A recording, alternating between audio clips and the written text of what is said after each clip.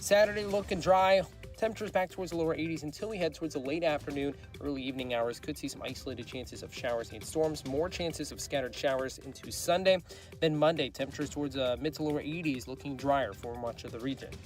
From the First Alert 4 Weather Center, I'm meteorologist Chance Scott. Let's get moving, St. Louis. This is Mike Ferguson in the morning on News Talk STL.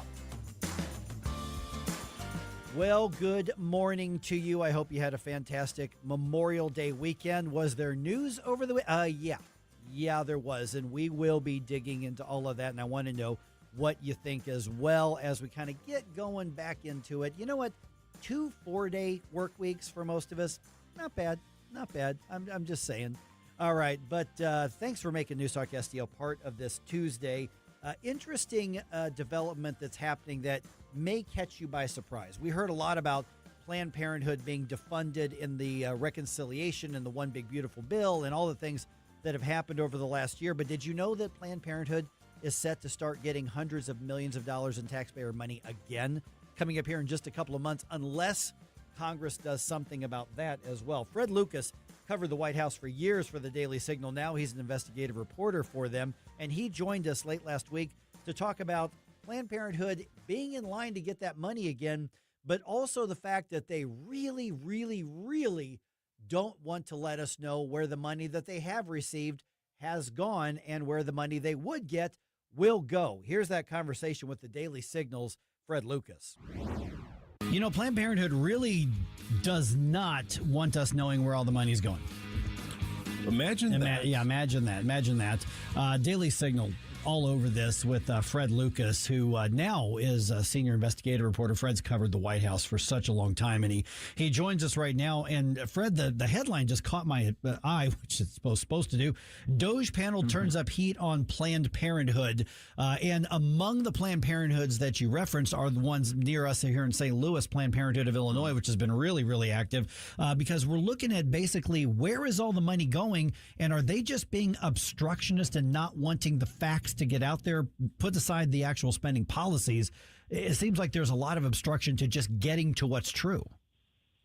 Yeah, this is an inquiry that started last June. So for almost a year now, Planned Parenthood has obstructed, that they've just kind of ignored Congress' inquiries about how they're spending federal money and whether it's going to abortions or quote-unquote gender-affirming care for minors. And that is something, the law does not allow for funds to be used that way. For years, and it's kind of been an ongoing issue with Planned Parenthood federal funding as to whether they are just commingling those funds and of course, money is always fungible. That Planned Parenthood has always said, well, we use it for other healthcare issues, even though everyone knows they are the nation's largest abortion providers. So that's always been sort of an unbelievable stretch for most people that none of that money has ever gone to abortion. Right. Well, yeah, without a doubt. I mean, and in this case here, you've got basically a subcommittee from the House Oversight Committee. It's referred to as kind of a Doge thing. So really, you've got a subcommittee that's looking at, okay, let's take those principles that Doge was so hot with for a few minutes. And there's the obstruction, but then there's, like you're referencing, Fred, you're referencing that, wait a minute, we have been told this, but we're getting awful close. We're following the smoke to the fire to find out that, no, we are being misled and money could be being used illegally. I mean, how close are we to getting that confirmation? Because I'll tell you right now, the follow-up question is, we've been told Planned Parenthood's been defunded, but that's only temporary. Our tax dollars are about to go back to them, as I understand it. Yeah, that's correct. That's correct. The One Big Beautiful Bill, that did defund Planned Parenthood, and that was something that President Trump famously delivered on the many other Republicans had only talked about for decades. However, that's about to snap right back into place, and Congress is, as is often the case, maybe more interested in their holiday vacations than really addressing that and ensuring that funding doesn't just snap back into place, because the defunding of Planned Parenthood from the One Big Beautiful Bill that passed last year, that was only for one single budget year. Mm-hmm. Yeah, I think a lot of people are going to be surprised to hear that just now, Fred, because there was a lot of celebration. Planned Parenthood finally defunded. Tax dollars are not going there. And we must have missed the fine print to say, oh, but they're going to start getting the money again. Well, right. I mean, every budget process affects 1 year effectively, but yeah. I mean, certainly there was potentially more celebration than warranted for that. Mm-hmm. But it is a start. I mean, 1 year, that's a start, and that's better than what we've seen in the past. Okay, so in the digging into where the money's going, and by the way, the article is called Doge Panel. Let's see here. Let me scroll up there, make sure I get it right. Doge Panel turns up heat on Planned Parenthood abortion gender treatments. You can find it at dailysignal.com. So basically what we're looking at is 11 separate Planned Parenthood affiliates, including Illinois, right here in the St. Louis area. They've received questionnaires regarding the funding. How much information have they been willing to share with lawmakers, particularly Congressman Burchett? Nothing really. This is a subcommittee within the House Oversight Committee, and it's called the Subcommittee on Delivering on Government Efficiency. So DOGE still lives on Capitol Hill, and looking in and conducting these type of investigations. But since June 2025, they have not responded. The initial inquiry was to the main Planned Parenthood, which should have this type of information. The primary national Planned Parenthood and the president, Alex McGill, did not respond. Then the subsequent letters were sent to local affiliates, and they're also just ignoring this. They ignored our inquiry as well, which wasn't a big surprise. Right. On this, they did put out a blue sky statement, not on this specifically, but just recently on gender issues. So blue sky is where they usually make their big statements, which is, a lot of people know blue sky as being Twitter for crazy people. But I thought what they said was sort of interesting. Planned Parenthood posted on International Day Against Homophobia, Transphobia, biophobia. We want to be clear, your gender identity is not up for debate. You deserve the right to live freely and fully just as you are. I think maybe both sides might agree with it. You should live just as you are, but on the gender issue, but that's another story. Yeah, we got a very different definition of as you are. Exactly. Right. As you biologically are. Yeah, we're living reality. In other words, we're visiting with Fred Lucas from the Daily Signal. Okay, so what's next? What do we need to be watching? What do we need to potentially be contacting lawmakers and pressuring them regarding this? Because Planned Parenthood, when they have been funded by the federal government all these years, we're not talking about pocket change. We're talking about a significant amount of taxpayer dollars. Right. Yeah. I mean, we talk. I mean, really hundreds of millions over the decades and so forth. But they say it's for various women's health services. I think the question has always been out there. Aren't there other avenues if you want to fund cervical cancer research and so forth, or examinations for women? There are other places, rural health clinics and so forth, that could do a lot of those services that don't provide abortions. But rather, Democrats have insisted, and basically it's one of their key lobby groups, Democrats have always insisted that money has to go to Planned Parenthood, and that Planned Parenthood can never be defunded. And at the same time, they insist, but this money never goes to abortion. Yeah, which is nonsense. I mean, other than abortion, you could get every other service that they claim they provided. Exactly. Many times they don't provide. You can get those at any pregnancy resource center, or you could get those at almost every minute clinic in the pharmacy, much less community clinics as well. I mean, other than abortion, everything that they say that they need to be funded for, it is available in multiple places in almost every community. Right. I mean, if they want to give a CVS minute clinic, I'm sure CVS would probably be glad to take that federal funding.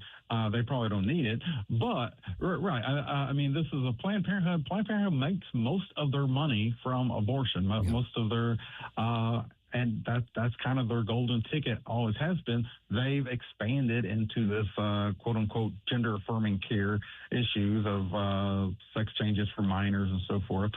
So that's kind of a new area for them, but it's in the same ideological mold. Yeah, exactly. All right. Once again, Doge panel turns up heat on Planned Parenthood abortion, gender treatment at dailysignal.com. It was written by Fred Lucas, who is with us right now. Fred, last minute or so that we've got, we've obviously tagged you on our social media as well. You and I did an interview, gosh, it's been a year and a half ago or so, with a book that was out, and that's still relevant today. Remind people where they can find that. Oh, yeah. Please check it out. The Myth of Voter Suppression, and it is quite relevant among a lot of the issues being debated now with the SAVE Act, voter ID, even redistricting on some level, which I know was affecting Missouri, and I have a story coming out on that here today or tomorrow, actually. But please check out The Myth of Voter Suppression. It's Amazon, Barnes & Noble, wherever you buy books. Yeah, absolutely. And we've already tagged on social media, so dailysignal.com, I guess, would be the best way to follow your work, just right to the website, right? Yeah, and you can also follow me on Twitter. Still the same Twitter handle, Fred Lucas WH. All right, as you know, we got a lot of news to cover, a lot of ground to cover here. 314-912-1019. This is 1019 and 94.1 News Talk STL. No big old corporate lib AM station telling us what to say here. Conservative talk for St. Louis. This is News Talk STL at 1019, 94.1, and always streaming at NewsTalkSTL.com. Missouri's laws are clear. Unregulated gaming devices are illegal. Companies have been telling businesses that gray market machines are legal. That's wrong. Don't be scammed. If you have these devices at your business, you could be subject to criminal and civil penalties.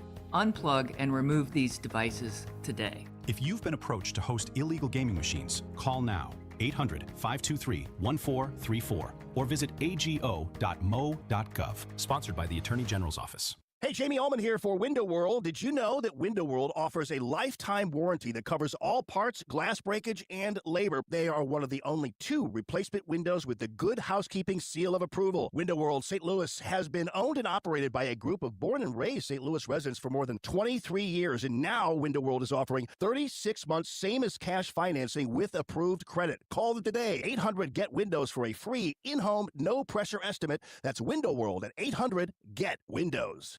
Democracy is loud, and on Tuesday, June 2nd, you can be right in the middle of it. News Talk STL is bringing the St. Charles County Executive Primary Debate to Lindenwood University in St. Charles at the J. Scheidegger Center for the Arts. No reservations, no tickets, just show up. Can't make it in person? Catch every word live on News Talk STL from 7 to 8:30 p.m. The St. Charles County Executive Primary Debate on June 2nd. Brought to you by the St. Charles County Republican Central Committee, Mid-Rivers News Magazine, Lewis & Clark's Pachyderms Club, and the Hammond Institute for Free Enterprise at Lindenwood University.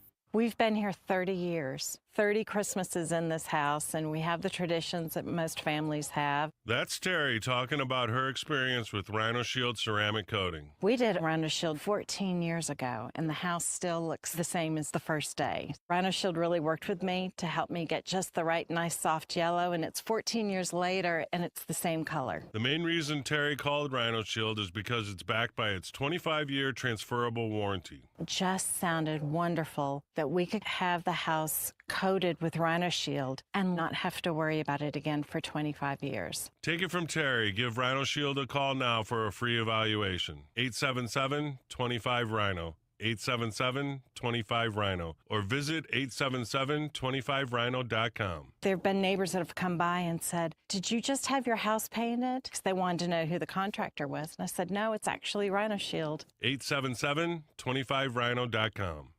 Hi, I'm Dr. Alan Link, owner of the Dental Link. You've heard ads about teeth in a day, but did you know that you will be chewing on plastic, acrylic teeth? Here at the Dental Link, we can give you porcelain crown and bridge teeth utilizing mini dental implants that function much more like real teeth at about half the cost. Plus, mini dental implants are less invasive, less painful, and your recovery time is much shorter. Give us a call at 314-794-6464 or simply visit us today at thedentallink.com.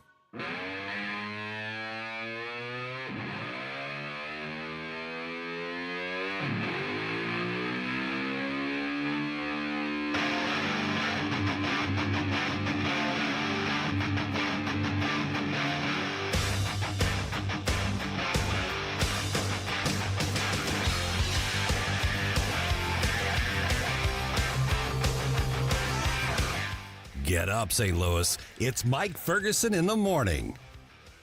Good morning. Get up, crew early birds. This is producer Jerome and Billy Crow joining us today to fill in for Mike while he's away. How are you doing this morning? Loving life, man. I'm excited. It's Friday. We got a holiday weekend ahead, and I'm hanging out with some of my best bros today. Absolutely. It's not just Friday. It's Flashback Friday. Flashback Fridays. Which means today's music will all be 80s themes. And we got some pretty good requests today. A lot of protest songs. Somebody emailed me during the week, said, I'm just kind of feeling in a rebellious mood. What are some good songs for protesting? I'm like, well, Flashback Friday, it's 80s. Did you submit your request? I didn't. I was thinking through it yesterday. I was listening, and I was like, man, what is a good protest song? And we talked about, like, we're not gonna take it. And I was thinking, 99 Red Balloons. Ooh. Like, I wasn't like, was that 80s or was that before? But I mean, that's, it is a protest song. So I'm glad you said that because it is an 80s song. It's from 1983. The German version got so popular. The English version came out in 1984. It makes it. I needed one last song. That's it. You just chose the last protest song of Flashback Friday. Now, here's the question. Is it the English version or the German version? Which one would you like to hear? Well, I'm good either way. Let's keep it English. All right. I'm sure people would appreciate that. We do have a lot coming up today. We have a couple of guests. We have Nick Schroer, flamethrower Senator Nick Schroer, coming up at 6:35.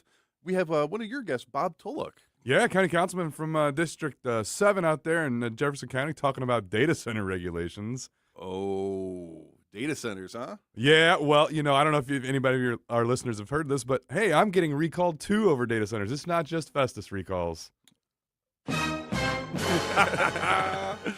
Oh boy, well that'll be an interesting conversation because it does sound like, and I'm full disclosure, I'm as of right now, I should say, I am not a big advocate for data centers. Sure. I could always be convinced with a compelling argument, but it has been very interesting seeing how Festus has been handling all this. I mean, they threw the baby out with the bathwater almost, and then they're out for more blood, it seems. So. Yeah, very literally, because even the guy that voted against the data centers, they voted out. They threw out the baby with the bathwater. It's pretty crazy. There's blood in the water, and they're going everything they can right now. So we will have that discussion coming up at 7:05 with Bob Tullock. Then we have Stacey Matthews, a.k.a. Sister Toldja from RedState, one of Susie's good friends and somebody that we love to have on quite often. She's always got something very interesting to talk about. So right now we're actually missing our beloved Smoozy Q. She's out and about doing something in the background. So it's just you and me, buddy. What are we going to talk about? Man, we can talk about anything. I heard you guys talking on the radio the other day about the Thomas Massey, and I'm a pretty big Thomas Massey fan. I'm, Rand Paul, those guys, very libertarian. I mean, you and I talk with our libertarian streaks that run through us, and it's interesting to see how much sway an outgoing lame duck president has in a primary election. It's pretty crazy. Wow. Lame duck president. You're predicting he's going to be lame duck for the rest of this? Well, what I mean, he's not running for re-election right now. His heir apparent's got to run for re-election, and so, and so it's not exactly like he's out there trying to get reelected, right? So for him to be able to have that much pull to say, hey, I still want this guy. I mean, again, I keep saying this time and time again. It's Andrew Jackson 2.0. Andrew Jackson affected the Democrat Party way beyond his presidency and shaped politics for a long time. And I think Trump's still that same populist candidate that does that. So. Yeah, I've heard a lot of discussion about the future of MAGA once President Trump's term comes to an end. And there are some people that have been in politics longer than I am, so maybe I'm just naive. But the direction that they see it going is that it's going to eventually come to a fizzle, and just kind of like the Tea Party, the Occupy movement. Once the leaders or once the movement itself kind of simmers down a little bit, then they usually just sort of scatter and reform in other ways. I'm not convinced, though. I think that MAGA is going to continue to have that sort of cultural relevance, and President Trump, if either Rubio or Vance gets into office, will still have that sort of sway behind the scenes. Well, it's interesting. I agree with that 100%. And history, repeating and rhyming. Andrew Jackson and his associates, they ended up running the Democratic Party in such a particular direction that eventually you get the offshoot of the Whigs and eventually the Republicans, right? And so the idea of them being able to continue this and it not necessarily fizzling out because it's so populist, and perhaps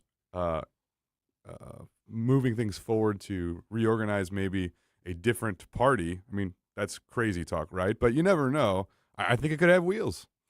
Absolutely. And I'm with you 100%, by the way, on Massey. I've probably been the most vocal supporter of Thomas Massey on the daytime stations, at least.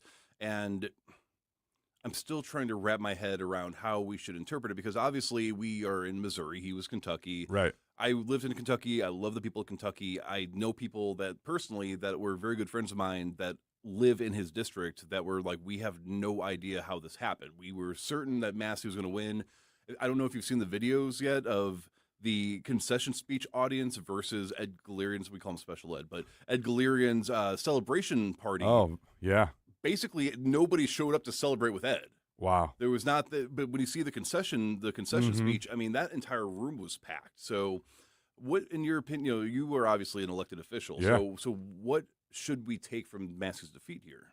Don't be complacent, right? I think that's the key, right? Because Thomas Massey's folks, like you said, a lot of them are like, I don't know how he's not going to win, right? And yet there is, when you can get a small group very fired up and passionate about something, again, like trying to oust an incumbent, it could have wheels, especially if the incumbent's friends are complacent. I mean, we've seen that happen in the city limits of Arnold several times, right? And the same thing in Festus. A lot of folks say, well, these people that are anti-data center, they're a very vocal minority.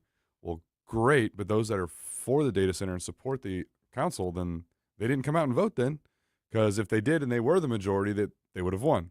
So complacency on folks that are similar-minded, just because you think your guy's the guy, doesn't mean you shouldn't get out there and vote, and not just vote, but advocate and support him, right? Or her. Are you victim blaming right now?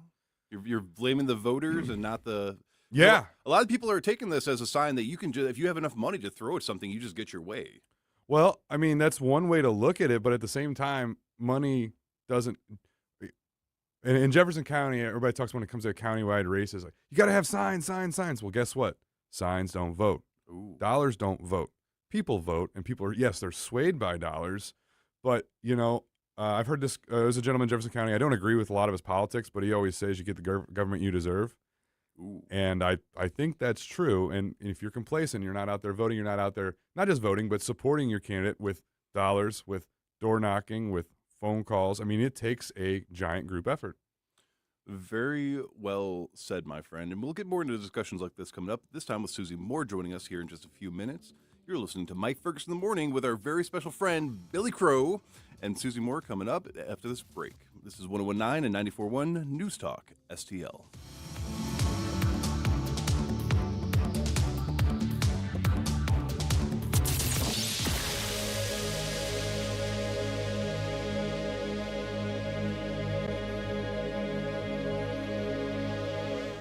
Hunters, now is the time to get ready. Mike Ferguson here for my friends at Whistle Pig Outdoors. Listen, don't wait until the season opener to dial that bow in.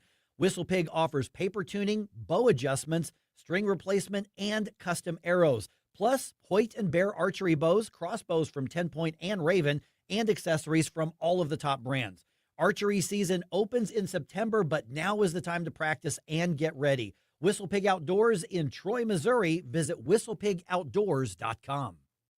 The Vic Porcelli Show. Very active, very fun chat box. Cinderfer. Hi, Cinderfer. Hey, how you doing? She says, yo, Vic, baby. Verbatim, yo, Vic, baby. With an exclamation point. How else are you supposed to read that? I was driving, had to pull over to comment. I was going to say how sexy the beard is, but I'm afraid of your wife. Hey, I'll tell you what, I would be. Vic Porcelli, live and local, weekday mornings at 9 on News Talk STL. Dreaming about a vacation but not sure where to start? Should you book that all-inclusive resort or a cruise? Which destination? What cruise line? And how do you know you're getting the best value? That's where Magic Expeditions comes in. We're your St. Louis local travel experts, helping you choose the vacation that fits. Whether a relaxing adults-only escape, family-friendly resort, or unforgettable cruise adventure, skip the stress, the guessing, and endless online searching. Visit magicexpeditions.com. That's magicexpeditions.com. Streaming TV is where it's at. It's not about cutting the cord anymore. That's old news. It's all about your customized TV options. With the best and cheapest high-speed internet and your own TV subscriptions, we've got your dream TV lineup. Between wired and satellite internet and TV, you now have tons of options. Save money and get more internet speed and better TV today by calling the Whole Home Connect. We scan your location and offer you the best TV and internet options. And we always have specials and promotions. So when you call, ask about that. Take 5 minutes of your time. Make this free call now and learn how to save money and get better internet and TV for your home anywhere in the U.S. Make this simple and free call now. 800-257-1632. 800-257-1632. 800-257-1632. That's 800-257-1632. If you're living with diabetes and using insulin, you know the pain of pricking your fingers over and over again. By wearing a small remote device called a continuous glucose monitor, or CGM, you can reduce the pain of pricking your fingers right away. If you're testing your blood sugar 4 or more times per day, injecting insulin 3 or more times per day, or using an insulin pump, call the Diabetic Health Hotline today. 800-515-2380. That's 800-515-2380. Paid for by U.S. Med. KLGY HD3 Clayton, K270BW Bellefonte, KNBS Bowling Green. This is News Talk STL at 1019, 94.1, and always streaming at NewsTalkSTL.com. News this hour from Town Hall. I'm Rich Thomason. President Trump says past U.S. presidents have for decades considered actively intervening in Cuba. But in Mr. Trump's words, it looks like I'll be the one that does it. Secretary of State Rubio says the administration would like to resolve differences with Cuba peacefully, but he doubts the U.S. can reach a diplomatic resolution with the island's communist regime. Having arrived in Sweden, Secretary Rubio will be addressing a NATO foreign ministers meeting. President Trump has sharply criticized the alliance for not helping out in the Iran war. There's also a good deal of uncertainty about the future U.S. role in the NATO alliance.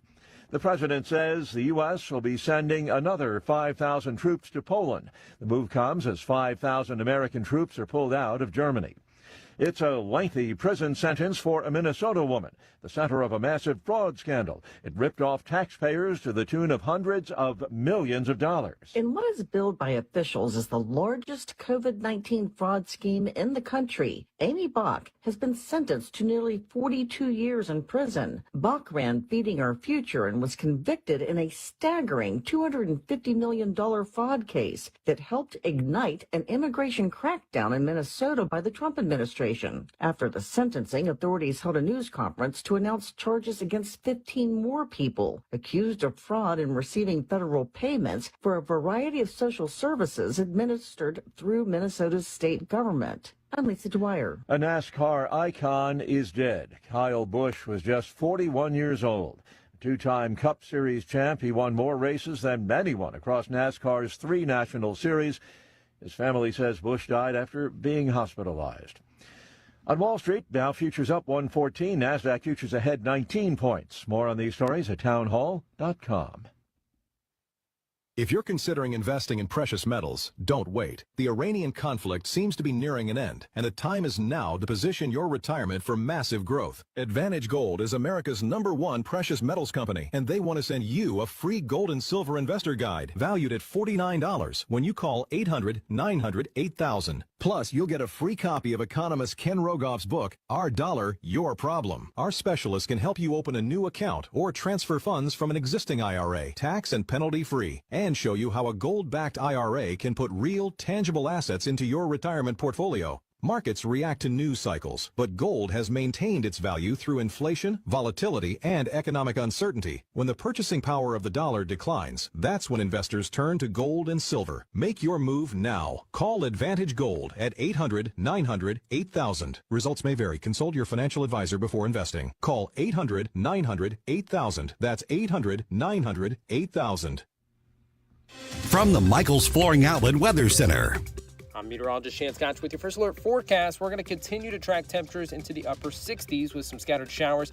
That starts to appear during the afternoon hours, lasting through the early evening and early overnight hours. Saturday looking dry. Temperatures back towards the lower 80s until we head towards the late afternoon, early evening hours. Could see some isolated chances of showers and storms. More chances of scattered showers into Sunday. Then Monday, temperatures towards mid to lower 80s, looking drier for much of the region. For the First Alert 4 Weather Center, I'm meteorologist Shan Scott. This hour of News Talk STL brought to you by Chris Cooper and Serenity Wealth Management. Business owners, download your free playbook for financial clarity at SerenityWealthBiz.com. That's SerenityWealthBiz.com. Hey, Columbo here for Rockwood Charcoal. Rockwood is made from 100% pure Missouri oak and hickory, so you're cooking with the best and supporting local industry and a local business all at once. There's over 100 area Rockwood retailers. Find yours at rockwoodcharcoal.com. This year, America turns 250, and News Talk STL is celebrating our nation's semi-quincentennial all year long. News Talk STL, #1 for live and local Soros-free talk, with proud supporters of our 250th birthday celebration. Duchenne High School, Moolah Yomo, and Mobile Magic Auto Body. 250 years strong, and we're just getting started. 101.9 and 94.1 News Talk STL. Chris Arps here, and after Becky and I leave church on Sunday, we head down the street to Capriotti's to grab a classic meatball sub. I love Capriotti's, and you will too. Visit Capriotti's now at 2 locations on Manchester, McKnight, and Rock Hill, and now in Creve Coeur on Olive, just 1 mile west of 270. All the information I need on the drive to work. Mike Ferguson in the morning. I keep it on throughout the day, whether it's local, national, or something big that's happening overseas. News, analysis, and opinion. St. Louis is #1 for conservative talk. News Talk STL. Mike Ferguson. Are you being intentionally dense? Huh? Susie Moore. Have you ever been mistaken for a man? No. Have you? Get up! Get up! Can't you hear the alarm? Get up, St. Louis. We're a different kind of clown show. Mike Ferguson in the morning on News Talk STL. Get up! Get up! This is your cousin. Get up, get up. It's Flashback Friday here on the Mike Ferguson in the Morning Show. I know Jerome kind of already introed you to that concept, and I'm looking forward to our bump music today, Jerome. We've got a wide variety of different genres today. I am intrigued. I am intrigued. Hi, in case you can't tell, this is Susie Moore filling in for Mike today because he is taking a well-deserved day off. But I am not alone, of course. I've got Jerome here with me. I've got Billy Crow here with me. Good morning. And we're going to have fun because it's the Friday before a holiday weekend. And this is maybe not the most fun topic, but yesterday when I was kind of like thinking through, okay, what all do we want to cover? There's all different, of course, there's never a shortage of news to cover. But one of the things that kept popping up was, fraud. And I swear like every other story that was coming up is about some additional fraud scheme that's been exposed. And I just out of curiosity, I looked at the front page of RedState, which, as you guys know, I'm the deputy managing editor at RedState. So I'm overseeing all of the articles that we're putting out, that sort of thing. And I looked at our front page and I did a search for the word fraud just to see in the past 7 days how many stories we've had. And I will tell you right now, it goes past the first page. So it goes over 30 stories. And that's with us covering other stuff, too, because, there's stuff going on with Cuba. Right. There's stuff going on with Iran. There's all kinds of stuff going on. But yet that is what is seemingly predominating. So I just kind of wanted to throw out a couple of these headlines and topics and then have a broader discussion about this. There was shocking new fraud reports from Ohio that may amount to, as much as $1 billion in fraud. I think that surrounds Medicaid services, home health services, that sort of thing. Then we had out of the big announcement yesterday, FBI makes this big announcement about indictments. They indicted 15 in a $90 million Minnesota Medicaid fraud scheme. Now, this is in addition to the Feeding Our Future stuff and a lot of Leering Center and all that. yeah, It's all well, in addition to that. and I think this may tie into the Leering Center, but it's not just that. So that was a big announcement yesterday. Now, there was a little bit of glimmer, a positive glimmer here. We did get sentenced the woman who's referred to as the Minnesota fraud queen, and no, that's not Ilhan Omar yet. But this is the lady that was running the Feeding Our Future scam, that sort of thing. And so she received like 41-year sentence for her role in that. So there are actually being, we are seeing the chickens come home to roost. We are seeing some consequences actually being brought to bear. But it's one of those things where, this really took off. I'm going to back up. When Doge first kind of came in early in the Trump administration, we were hearing like whispers of, they're going to uncover all this waste, fraud, and abuse. And we were all kind of excited to see what they might get to. And then things kind of like quieted down. And then right over the Christmas holidays, you had Nick Shirley going out to Minnesota and having his viral video about the Quality Leering Center and all those things. And then it kind of really took off again. I guess it's one of those things where, as a long-standing American citizen taxpayer, in the back of my mind, I always knew there probably was, some fraud somewhere. Right. There was probably definitely some waste. We're talking about the government here, right?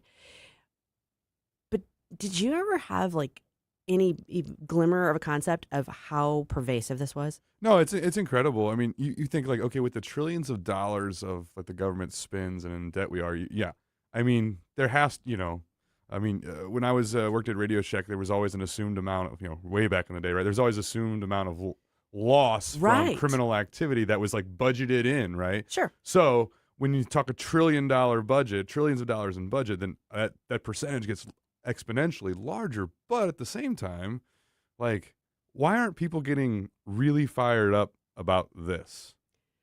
Well, my theory is that a lot of people aren't getting really fired up about this because it's the Trump administration that's uncovering a lot of it. Well, I think that's some of it, right? Yeah. So it's like, doesn't matter if it's the best thing ever. If it's going to save you thousands and thousands of dollars, if it's Trump, it must be bad. Yep. No, I think that's definitely part of it. I also think there's a piece of it that's like whose ox is getting gored, well, right? That's true, too. Because, some people are benefiting from all of this waste and fraud, even if they're not a politician or the person that's on the top of the Leering Center pyramid, right? Absolutely. Well, there's also to take into consideration the areas where this is most prominent are people that have that sort of socialist idea where they believe everything that America has been stolen to begin with, and therefore, if it's helping these people that come here, then they're kind of entitled to defraud us. I mean, that's an actual ideology that I've seen being proposed about this stuff. Yeah, this sort of idea that it's almost like like twisted reparations. No one's illegal on stolen land, basically. Nobody's defrauding when all of your profits are ill-gained. I don't know. Nothing matters. Doesn't make sense, but that is what I've been hearing and seeing from people. Sure. Yeah, I guess it's kind of like misplaced guilt. I don't know. But when you think about the sheer scale of this, like obviously we keep talking about how far in debt we are as a nation. We can't balance the budget. We can't, we keep spending more and more. The states are doing it. Gosh, we just talked about like the Missouri annual budget has almost doubled over the past 10 years. So it's like, okay, we keep spending all this money. Things seem to be declining in terms of what we're getting for it. Your quality for dollar is not increasing. The ROI might sort of be on the downslope there. I just don't. To your point, Billy, the fact that there aren't more Americans up in arms is really kind of discouraging, disheartening, because it's like, okay, forget who's in the White House. Who cares? Do you want your state, local, and federal government to be burning your money like this? Yeah. I tell you what, Jerome, we've been talking about this. We talked about this earlier before the show started. I know how we fix the problem. We explained to them that all of this fraud and waste is paying for data centers. Oh, there you go.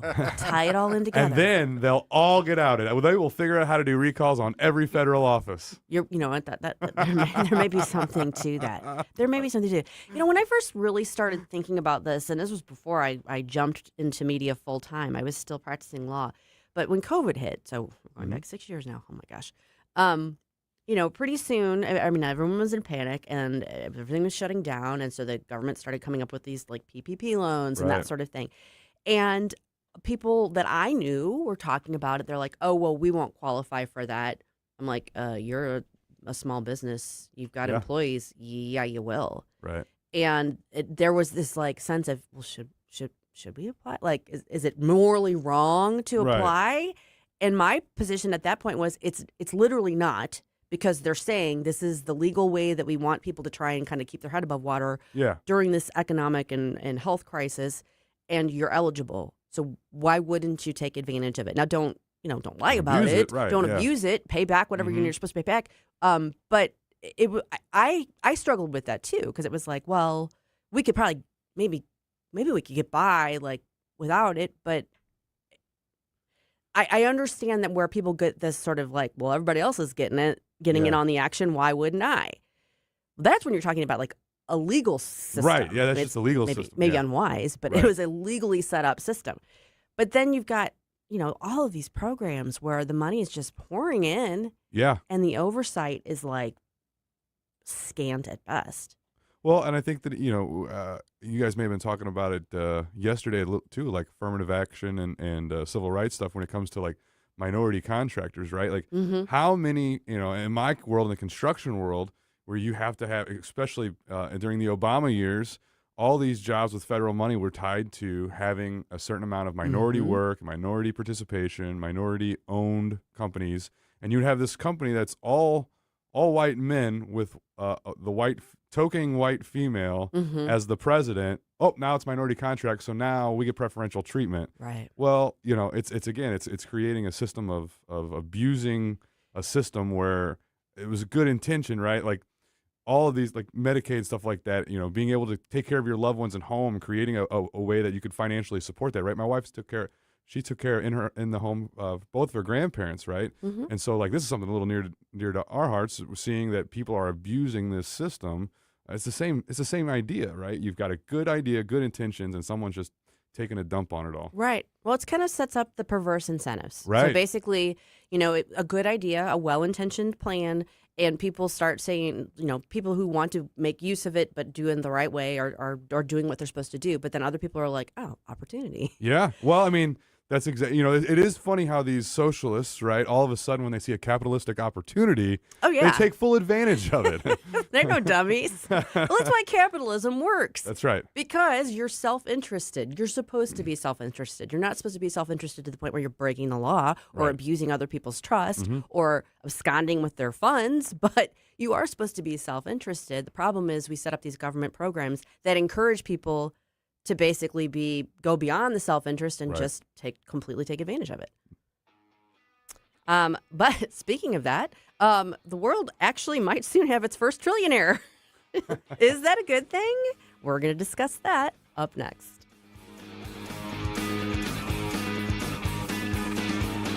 Don't try to make me stop, no inspiration. You have a soul so dark, it is no more. And all at once depart, no destination. You're making cold my heart to fight your war. Stop it right now. I have had enough of this. Turn my eyes to your indifference. Well, there you go again. Listening to Mike Ferguson in the morning on News Talk STL. Get up, can't you hear the alarm? Tim Jones here to introduce you to your new favorite roofing company, Corel Roofing. There were 4 major storms last year. Did your roof take a hit? Do you even know? Most homeowner insurance policies require claims to be filed within 1 year, so time's running out for a closer look. At Corel Roofing Company, you get a local roofing specialist who will advocate for you every step of the way. Give yourself peace of mind. Schedule your roof inspection today with Corel Roofing at CorelRoofingCo.com. That's CorelRoofingCo.com.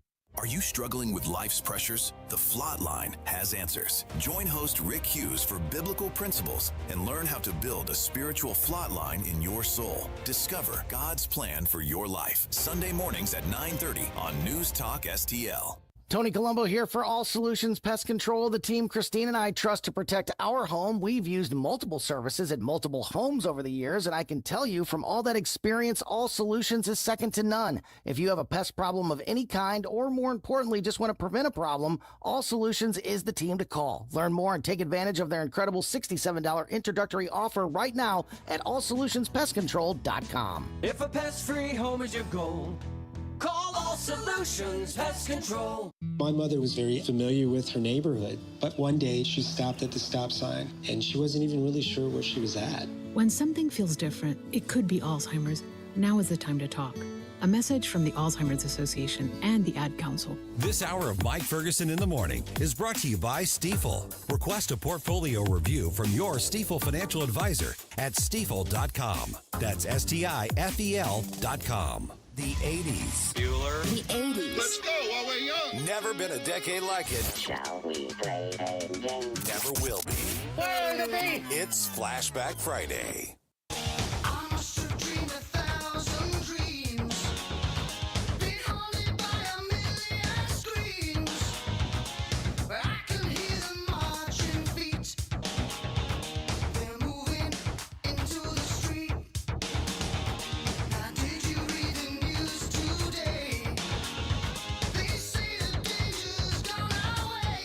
Hey guys, Billy Crow here from Jeffco Patriot Radio. Hope you had enough time to freshen up your coffee, because now we're back with Mike Ferguson in the morning. That's a familiar sounding voice. It is. I hate the sound of that voice. No, it's like meta. It's I like hate the sound of his name. You're announcing it over yourself. Good tune. Is this Genesis or just Phil Collins? It's labeled as Genesis. It's on Yeah. the Genesis official I couldn't page. remember if it was before the split or after. I was pretty sure it was Genesis, but yeah, classic 80s. That era. It's like early to mid 80s. I like it. For such a depressingly lyrical song, it does have a very danceable beat, though. Oh, it totally does. It does. Yeah. Good stuff. So we're going to, welcome back to the Mike Ferguson in the Morning Show. Susie Moore here, got Billy with me, got Jerome with me. We are going to start talking about this trillionaire concept. But before we get that, I want to explore something that just kind of occurred to me while we were talking off air. And that is, in an alternate universe, right now, we could be existing under the guise of President Kamala Harris and Vice President Tim Walz. Think about that for a second. Yeah, well, so putting words together here. We're talking about all this fraud, and the FBI is going after all this fraud. What would we be talking about now instead, right? What would be on the air? It would be the FBI going after Trump and Vance and all of these things where it's like Christians. Complete opposite universe, right? Complete opposite universe. Well, like I said, I'm not even 100% sure we'd be on the air. Yeah. Yeah. I mean, I that sounds a little alarmist. Maybe that's hyperbolic. I don't know, but really, like think about the battles that we had to overcome from a censorship perspective back during the Biden era. No, I'm convinced that that's not hyperbolic or alarmist because I was still doing the Next Gen with Danny Define at that time, and we had a literal clip show of all of the people. So it was Harris, it was Hillary Clinton, it was John Kerry. It was all these people saying we need to do more to restrict speech against quote-unquote hate speech and misinformation. We need to do more to control what's being put out there. And that was one of the big reasons for me where I knew I had to go out and vote because you're not going to stop me from talking smack. Right, yeah. You can call it misinformation, you can call it hate speech all you want, but there is something to be said about just how close we came to people that were advocating not only over the airwaves, but even on social media, on the internet, what you can and can't say. They were so willing to try. And they were pushing for it openly, like this was a good thing. I saw people clapping. I'm like, how are you clapping for censorship? This is 1984 nonsense right here. Right, absolutely. And you're right, Susie. I mean, this station is run underneath a federal license. That's right. So it could be pulled at any time, right? So is speech really free when the only way to get it across is a federal FCC license? Well, that's its own issue. And that's a good, good topic, a good kind of like deep dive into stuff. But yeah, I mean, I'm thinking back to that, 2021, 2022 time frame and thinking about things really did feel kind of like compressed. Mm-hmm. Like you felt the weight of that looming censorship on you. And of course, I was seeing it from two angles, not only from the radio station, but also print, digital. Yeah. I mean, there were so many like hoops that we had to jump through and things we had to be really conscientious of. Like, okay, if we publish this like this, are we going to end up being demonetized? Right. Are we going to lose the platform that we have? And we really had to be like, we wanted to be pushing the envelope. We wanted to be pushing the truth out there, but it was really hard. So when I think about the fact that we could be right now existing under President Harris and Vice President Jazz Hands, it is kind of terrifying. It is, but one of the things I've noticed with doing Jeffco Patriot Radio, and my wife and I now do the Jefferson Review, which is a digital publication all about Jefferson County. Excellent, by the way. And one of the things I've noticed is, we are, even though we're not in direct competition with the leader that is more on the liberal side, is that the people in Jefferson County are craving the conservative point of view. They're craving stuff like this. And the more the masses crave it, the more the powers that be are probably going to want to shut it down. Well, that's true, too. That is definitely true. Now, our Democratic friend Scooter says, if Harris had been president, we wouldn't be at war with Iran. The Kennedy Center wouldn't be called the Trump Kennedy Center. No Liberation Day tariffs, no $39 trillion debt, and the East Wing of the White House would still be standing. Okay, so I'm going to try and address those. He's probably right that we wouldn't be at war with Iran in the sense of us going on offense against them. I'm sure that we would still be suffering the consequences of the multiple terrorist attacks that they would be sponsoring throughout the world. The East Wing would probably still be standing, yes. We probably wouldn't have tariffs, correct. The $39 trillion debt, I'm pretty sure that we were going to have that under whoever was going to be it might have next been bigger, president. actually. So I'm gonna call baloney on that. And I can't remember the other thing you said. It is kind of fun to play that game of like, what would things be like? But Scooter, I will tell you right now, we love you and we appreciate you listening to this show. But I would not trade what we have right now for that for any amount of money. Well, and how many pallets of cash did Obama send to Iran? I don't know how many pallets it was, but it was quite a healthy sum of cash. So maybe we would have had that instead of bombing them back to the Stone Age. Well, healthy sum of cash makes me think of Elon Musk, which, by the way, think about the role that his purchasing Twitter played in the fact that we are where we are now. Well, it's like it started it. It was like the watershed moment, right? Right, and even that you can trace back to what? The Babylon Bee getting deplatformed because they had the audacity to make fun of Admiral Levine. Well, there's also the whole controversy around what's been dubbed the X-Files, Twitter files, when we call it the X-Files because we're at X now, but quite literally, if not, Elon Musk had not decided to buy Twitter, we would not have uncovered just how, there are quite literally what can only be described as First Amendment violations that were going on. The Biden administration had government officials coordinating with people like Mark Zuckerberg and was it Jack Dorsey, I think his name was, the guy that used to own Twitter, and actually suppressing and targeting political opponents' voices, from politicians to actual scientists and journalists that were reporting on things that the administration didn't want to have done. And when you pointed that out, it was like, well, it's just a terms of service thing. It's private property or private company can make the rules. It wasn't these companies that decided to make the rules. It was the government getting involved and telling them that you have to enforce these rules. Yeah. No, none of that would have come to light. And so, if for no other reason, I will always be extraordinarily grateful that Elon got kind of pissed on behalf of the Babylon Bee and decided, hey, you know what? I'm just going to buy the platform. Yeah, it's kind of always having that nice friend that can just take care of business for you. Well, he's even more likely to be able to take care of business now because it looks like they're going to have the SpaceX IPO, and it could make him on paper the world's first trillionaire. Is that a bad thing? Is that a good thing? Is that a neutral thing? What do you think? Well, I don't know. So let's compare this, right? Like for inflation, if you assume inflation, what does that compare to what Rockefeller was at his height, right? Yeah. He may not have been a trillionaire, but how does that compare when you put inflation to it? There's how do you put it in 1900s numbers? Yeah, right? because money is just pretty much just meaningless paper at this point. Is $1 trillion, $1 trillion in the Weimar Republic? You know what I mean? Like, how rich is he really, or does it just mean I'm actually that much poorer, right? Mm-hmm. Well, and that's and to your point to that, in some regards, if we were still on the gold standard, I think this would be a much bigger deal because there's only a finite amount of gold that you can have issued to a treasury. So if one guy owns all of your gold reserves for the nation, you're kind of at their behest. Since we can just print money out of thin air, it really does not matter as much. And I don't like the idea of telling somebody, like, you would never tell Michael Jordan, hey, you've won too many championships. That's right. That's right. Yeah. Arnold Schwarzenegger, you've won too many bodybuilding competitions. Yeah. You would never tell them that, but when it comes to money. Actually.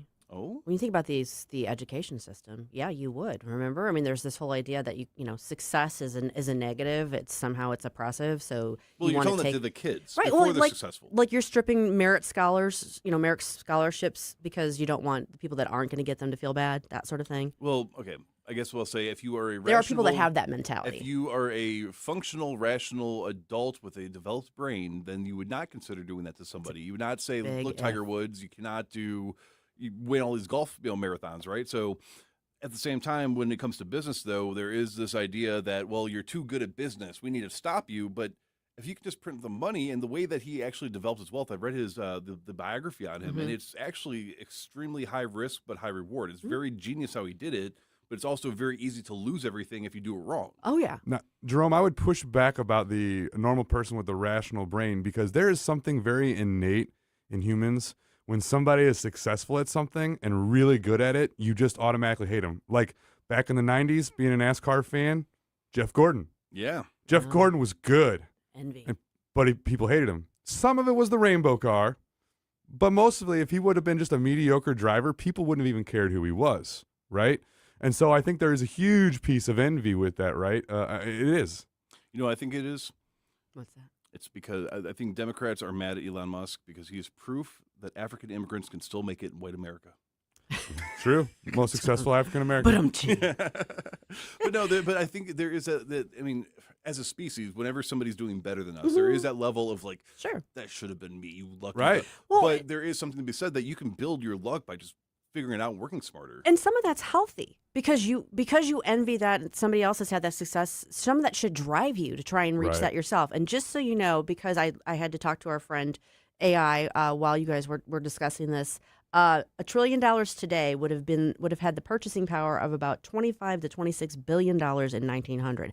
That's still a lot of money. That's far and away above what the Rockefeller money was. Wow. Okay. So, so it's kind of exponential. Crazy. So you've got inflation, which is obviously very high, but you've also got the kind of the exponential growth and that's because, Elon he's an innovator, he's a visionary, and he didn't just put all his eggs in one basket. That's right. Yeah. He started out and found one piece of success, and then he found another way to build on that. And people are going to gripe and say, "Oh, well, he's getting this benefit here or that benefit there." Well, you have that issue with all corporations, all corporate entities, and that's the danger of a government that plays favorites and picks winners and losers. Right. But I don't think you can really take away from his success. No, I mean, if you look at, we've seen the system where if you don't incentivize being able to get ahead in life, how much innovation and advancement that gives us a civilization. I mean, again, Soviet Russia is a perfect example of that, right? Whereas even if it's for envy's sake, right? We're talking about even for envy's sake, when there's that motivation to be able to like better yourself, like there is a drive to make things better. There's a drive to put out a better product. Crazy innovation happens. I mean, SpaceX, the things they're doing with that, what his original $1 million idea was being part of PayPal, right? That would never exist unless he was like, I want to make some money and I want to make it now, right? So anyways. I don't know. I mean, I think there's a lot of you can point to so many areas that the world is a better place because somebody had that drive. Right. Yep. Well, and countless libraries named after Carnegie or Rockefeller, like what they donated way more than the federal government donated to helping people. Well, that's a good would point, you rather a politician be the first trillion? Would you rather J.B. Pritzker or Donald Trump or any of these people be the first trillion, or would you rather a private citizen that's involved in industry be rewarded for their efforts? Wow, that's just racist. That's racist. Oh man, I'm just turning up the water that I'm boiling myself in, aren't I? All right. Anyways, as we've mentioned before, Mike's out. So when Mike is away, Susie, Jerome, and Billy will play. But also, what are the biggest takeaways from the 2026 legislative session? We'll hear from Missouri Senator Nick Schroer right after this, coming up. This is the time. This is the place. So we're for the future. But there's not much love to go around. Tell me why this is a land of confusion. Mike Ferguson in the morning. I've driven all over Washington, D.C. I cannot find the money tree. On News Talk STL.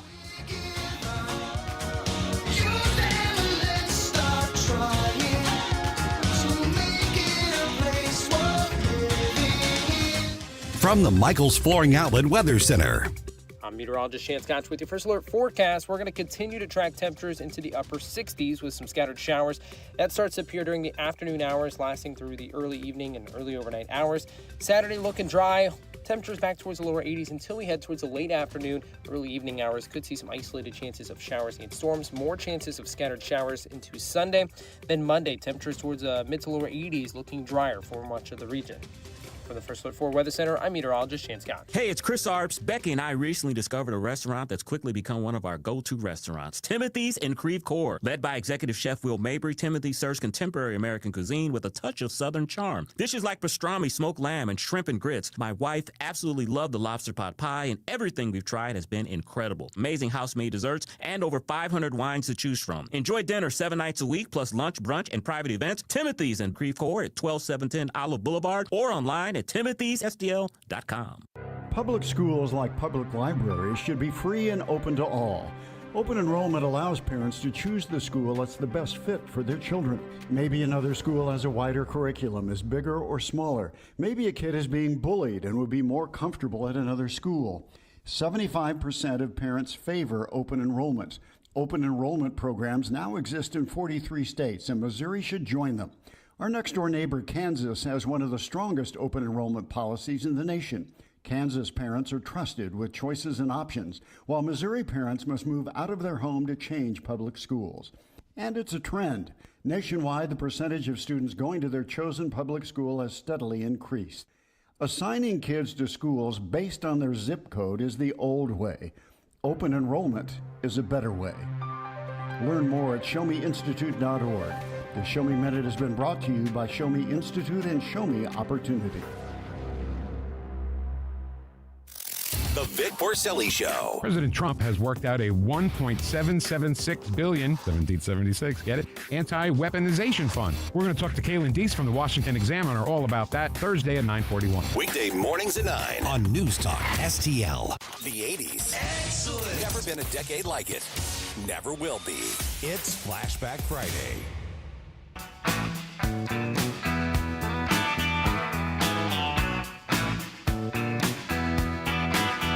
I went back to Ohio, but my city was gone. There was no train station. There was no downtown. Hey everyone, this is State Senator Nick Schroer. I am the host of Stand and Fight every Sunday night. Right now, let's hear more of Mike Ferguson in the Morning Show here on News Talk STL. Went back to Ohio where there was so much fraud. There was nothing there. Welcome back to the Mike Ferguson in the Morning Show. Susie Moore filling in for Mike today. I've got Billy Crow here with me. I've got Jerome here with me. And very appropriately, we are now joined by Missouri State Senator Nick Schroer. Nick, welcome to the show. Hey, I'm loving the music, the 80s. Yeah. I was right in the middle of it. So Flashback Friday. I think it's my first Flashback Friday. I get to join you guys. Well, we very much appreciate you joining us. I kind of ambushed you yesterday when you walked into the station. It was like, hey, you want to be on with us tomorrow? But I did want to talk to you because, of course, we are now kind of looking through the rear view mirror at the 2026 legislative session and wanted to get your overall takeaway. Like, what were the hits? What were the misses? What were the biggest obstacles? Yeah, I love doing this. I guess since I was in the House, I do the good, the bad, and the ugly. I love the old Western thing. Mm-hmm. There's always a little bit of good. This year, I think there was a bit of good. But let's start with the ugly, because we've talked a heck of a lot about all the good things that have passed, whether it's the Sharia law ban, if it's moving the school board elections to November. So let's just dive into the bad stuff. What was the low-hanging fruit that was left on I would say the goal line? Because we had the REINS Act, which is basically controlling these out of control bureaucrats when they're creating these rules that are very costly to the state. This is the second year in a row now that we've left this on the goal line, one vote away from going to the governor's desk. So the REINS Act was one that Ben Keithley sponsored.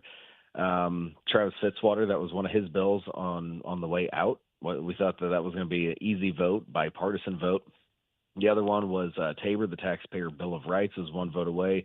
And another one that year after year we seem to have an iteration very close to the governor's desk is work requirements for Medicaid. The Medicaid work requirements, that if you're going to be on the government dime, you at least have to show that you're trying to get back to work, at least have a path to pick yourself up by your own bootstraps. And then the other two were just no-brainers. The school choice, we really didn't do much in terms of universal school choice. I know, talking to the governor's office, this is going to be a huge priority, not only for me, and one of the reasons I'm running for floor leader in the Missouri Senate is to make sure we get this thing done. So universal school choice, and then personal property tax. Mm-hmm. We got very close to a couple bills that kind of moved the ball, but not really as much as I wanted to. But my bill on getting rid of personal property tax, putting that on the ballot and just saying, hey, here's your drop dead date by 2029, 2028, is very open to it. I let everybody know if we can move that ball, but we just need to start thinking differently about personal property tax, like so many other states where people are fleeing to now have done. Nick, you talk about all these very reasonable Republican things that just didn't get across the finish line, like Taxpayer Bill of Rights, school choice, things like that. And we have a supermajority in the state house and the Senate. We've got a very Republican governor. I mean, surprising some of us, right, on how well he's done. Yeah. When we, in Jefferson County, Deep Red County, obviously we try to pay close attention to our primaries because, when it's going to be a Republican or a Republican up there, these things matter. Do you think that there are things that can be done in this year's primary? It is an election year this year that could really change the way that the House works, the Senate works. I mean, are there some good candidates up there that are willing to take on some of these incumbents and say, hey, you're not, why aren't you voting the way that I want you to vote up there? Yeah, well, I'm going to mention a guy that he's from your county. He's a good friend of mine. I work with him, Jim Avery. Oh, yeah. I tell you what. Yeah. Go ahead. Sorry. No, I was going to say his style. I've been in several meetings with him since getting back from the legislature last week. And, I love his style. He goes, look, I'm not going up there to make friends. If you want friends, get a damn puppy dog and bring it with you. We got so many issues that we have to start facing before all the lobbyist sludge, all these things that year after year, and he keeps mentioning personal property tax. He keeps mentioning school choice. There's so many different things that we just keep leaving on the vine year after year.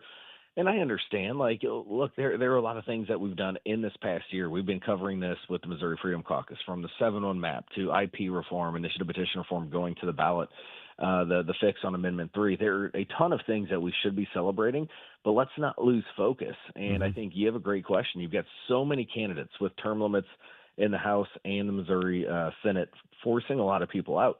Now is your opportune time, even if it's not a candidate in your area. If it's somebody who can go up there and filibuster and stop a good bill from going to the governor's office. So this is something that, send your questions to them, put them on the spot, figure out, where are they going to be if a bill to phase out personal property tax gets to the Senate floor, to the House floor, gets in their committee. What are they going to do?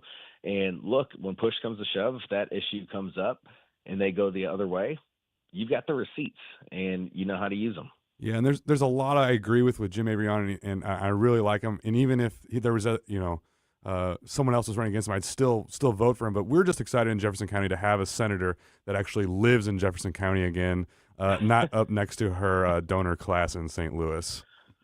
That's very true. That is very true. Good morning, Senator Schroer. This is producer Jerome chiming in. We've got a couple comments in our chat box right now, but one that stuck out to me was the most frustrating thing about talking Missouri legislation is that we have a supermajority. We should be leaps and bounds further down the road with legislation, and there's a lot of wasted opportunities. So there is some frustration, perhaps, as maybe some of the performance this time around, or just in general. Do you have any response to those criticisms? Yeah, I think some of that, maybe a lot of that, is some of these old personalities that are now terming out, these old personalities that you had before the Freedom Caucus. And, you had iterations of the Freedom Caucus, the Conservative Caucus, and it would butt heads with the more moderates. And it was just, kind of a toxic era where if Bill Eigel or Bob Onder or Eric Burleson, all these names would sponsor a piece of legislation, and it was good legislation, they would just vote it down because of the personality. And I think that's gone. I think with this term limits, a lot of that now is gone. And here's the silver lining. Something that has never happened in my time in the legislature. We cut year-over-year spending. We got a new appropriations chair, and I know that chair was butting heads with the other guy that was still there. And the Freedom Caucus came in, met with leadership, and said, "Look, we've got an opportunity where you can get the Republicans, all of the Republicans, to vote for your budget. Just do one thing: cut friggin' spending. Put us, turn the car around, put us in the direction where we need to go for these next several years. If we're going to cut taxes, we're going to have to do it cutting spending, or else we're going to end up like Kansas." So that's the silver lining here, is that, you know, we are starting to do a lot of the things. And I know, yes, too little, too late. We should have been doing this 20 plus years ago. But guess what? I wasn't there 20 plus years ago. Jim Avery wasn't there 20 plus years ago. We finally have a good crew that is reminding people exactly what they came to the building for. The Freedom Caucus is now in the middle of every friggin' conversation. The first bills on the governor's desk the past 2 years are the Freedom Caucus bills. So rather than throwing bombs at our Republicans or Republican friends, we're bringing them to the table and convincing them, as a good attorney would, convincing them that this is good conservative legislation that the people back home want. And if you're not going to get on board with it, you're not going to be in the building next year. So I think that's, you know, a lot of advocacy for our issues internally within the Missouri Senate and the Missouri House. That's been done by the Missouri Freedom Caucus. The car's been turned around on spending. The car's been turned around on a lot of these issues. And now let's finally get these things like tax cuts done, like spending, like regulatory reform. You know, Nick, one of the questions that's come up recently, I mean, we had a good result from the Missouri Supreme Court last week, on the map, the new maps. Two different cases, but both involving whether or not the maps could stay in place. And from a practical standpoint, without getting into the legalese and getting into the weeds, the Supreme Court basically let the 7-1 maps stay in place. The hiccup there, the wrinkle there, to me, it seems, is this. If, you know, the deadline for verifying the signatures on the referendum to challenge the maps is the day of the Missouri primary, what happens if we, you know, assume that there are sufficient signatures and that therefore the referendum is valid? Do you have any sense of, I mean, it kind of puts us in a little bit of a time warp then? Yeah, you know, that's a great question, and I think it's exactly what the Democrat wants, is just this mass chaos around these issues. But, you know, Susie, you and I both reviewed the Constitution, and I tend to agree with our AG on this one. I still haven't found, and it's pretty thick. We've got bingo and marijuana and all sorts of crap in there that our U.S. Constitution doesn't have. But I have not seen where there is a right to apply this referendum to redistricting. I haven't seen it. So I think by its absence and looking at other Supreme Court cases, namely, you know, just this past one about can we redistrict in non-census years, the court was very clear there. And I think applying the logic of the court there to, okay, by not mentioning does the referendum apply to redistricting, I think we're going to see the same exact result we've seen with every single other case that the Democrats have filed on this map. And it's going to be that we're victorious. So, yeah, I think this is mass chaos. I would have liked to find an answer out before the primary. But look, the rules are the rules. And if you've got, you know, a ton of signatures from all over, from a company, an out-of-state company that's already been sued in other states for fraudulent activity, I don't blame the clerks and the Secretary of State and the Attorney General for saying, look, we're going to look over every single signature to make sure that they match. We know with AutoPin Biden and the Democrats, they're going to try everything when it comes to signatures. This company, like I said, has been sued for fraudulent activity, for bullying activity, just shoving this in somebody's face and not getting out of there until they sign. So, yeah, I think that an investigation absolutely should occur. But it's more reason why we need initiative petition reform, too. So that's why I'm encouraging everybody, if this map comes out there and if the courts say, yeah, the referendum does apply, which I don't think that they will, vote in favor of this map. And we're just getting started with redistricting, because there are a couple other things I mentioned. We've got with the Voting Rights Act and the Supreme Court saying, yeah, let's stop building districts based upon race, based upon racism. I think you're going to see next year, I can guarantee you, actually, you're going to see an effort to move to 8-0 to redistrict the city of St. Louis. But here's something that, Susie, you may know, listeners may not. There is a current lawsuit right now. The Attorney General is suing to kind of overturn the census and say it needs to be done again based upon all of the illegal immigrants that were out there. And you had a bunch of Democrat states that were allotted congressional representation based upon those numbers, based upon illegal immigrants. So if you take that out of there, if you say you should only be, doing the census and allocating congressional representation based upon legal people, well, then Missouri should get another vote. So there is a chance, and I don't know when this will come down, but there is could be a snowball's chance in hell, but there's still a chance that we could go to a 9 congressional representation state, which would mean another chance to redistrict and draw a 9-0 map. That's pretty incredible. I've been drilling over the idea of an 8-0 map, and here you're going, actually, we could be a 9-0 map, and I'm like, holy cow. Yeah, that lawsuit's just getting cooking, and it's here in front of Judge John Ross in the Eastern District of Missouri. I am following it very closely, but yeah, we'll definitely be keeping tabs on that, and we'll be keeping tabs on what's going on with you, Nick. We're going to have to let you go here, but let folks know where they should be looking if they want to follow along with what you're going to be doing in the off-season, so to speak. Hey, easiest thing, stay here on Sunday because starting right after Billy Crow, we've got Jeffco Patriot Radio, but then we've got St. Charles Patriot Radio. We're going to be talking one of the first state or cities in the nation to outlaw these data centers. We've got one of the councilmen coming on for that.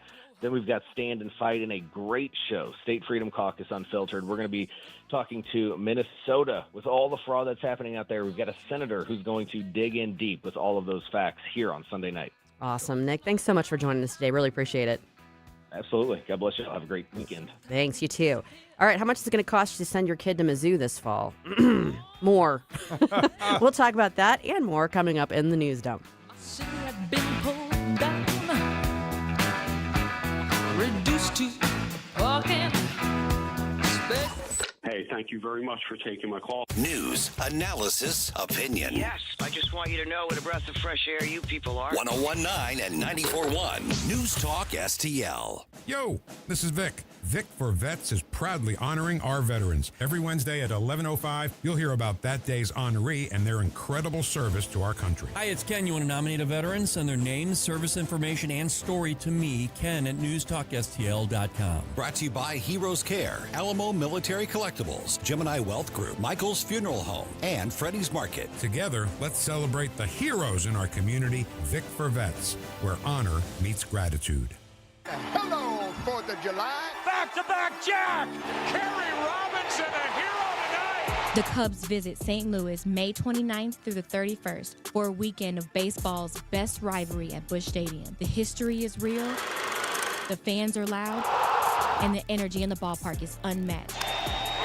Day or night, every pitch matters when these two meet. Get ready, Cardinals fans. This is what summer baseball in St. Louis is all about. Don't miss a moment of it. Get your tickets at Cardinals.com. The weekend starts at Busch Stadium. Grab your crew and kick it off at Friday Night Live. Every Friday night home game, Budweiser Terrace turns into the hottest happy hour in the Lou. With $5 beers, $5 hot dogs, $7 margaritas, live music, and more all game long. Meet up with friends, soak in the energy, and keep the night going with baseball under the lights. Good vibes, great deals, your new Friday tradition. Get tickets now at Cardinals.com. This hour of Mike Ferguson in the Morning is brought to you by Stifel. Request a portfolio review from your Stifel financial advisor at Stifel.com. That's STIFEL.com. Crying parents tell their children, if you survive, don't do as we did. The son exclaims there'll be nothing to do to. Her daughter says she'll be dead with you. While foreign affairs are screwing rotten. Hi, it's Randy Tobler here. Pour a big cup of coffee and catch my show every Saturday morning from 6 to 9. Right now, it's back to Mike Ferguson in the morning here on News Talk STL. Sorry, I had to let that go. Is this The Fix? It is. Yeah. I've been digging this song. Yeah, it's a good song. The Fix had some good tunes back in the mid-'80s. Good song. Good song. I'm liking Flashback Friday so far. These are some good ones. Very much different than the protest songs of like the 2000s, where it's all angry and angsty. This is actually something you will listen to, but it has like a point. You mean like they actually were thought behind the lyrics? Very well made. Yeah. No, definitely different vibe, and different from the 60s protest songs, too. So, I'm enjoying it. Welcome back to the Mike Ferguson in the Morning Show. Susie Moore filling in for Mike today while he hopefully is sleeping in. I don't know if he's capable of it. Well, sleeping in for him means that he gets up at like 4:30. Right, he's already 2. Exactly.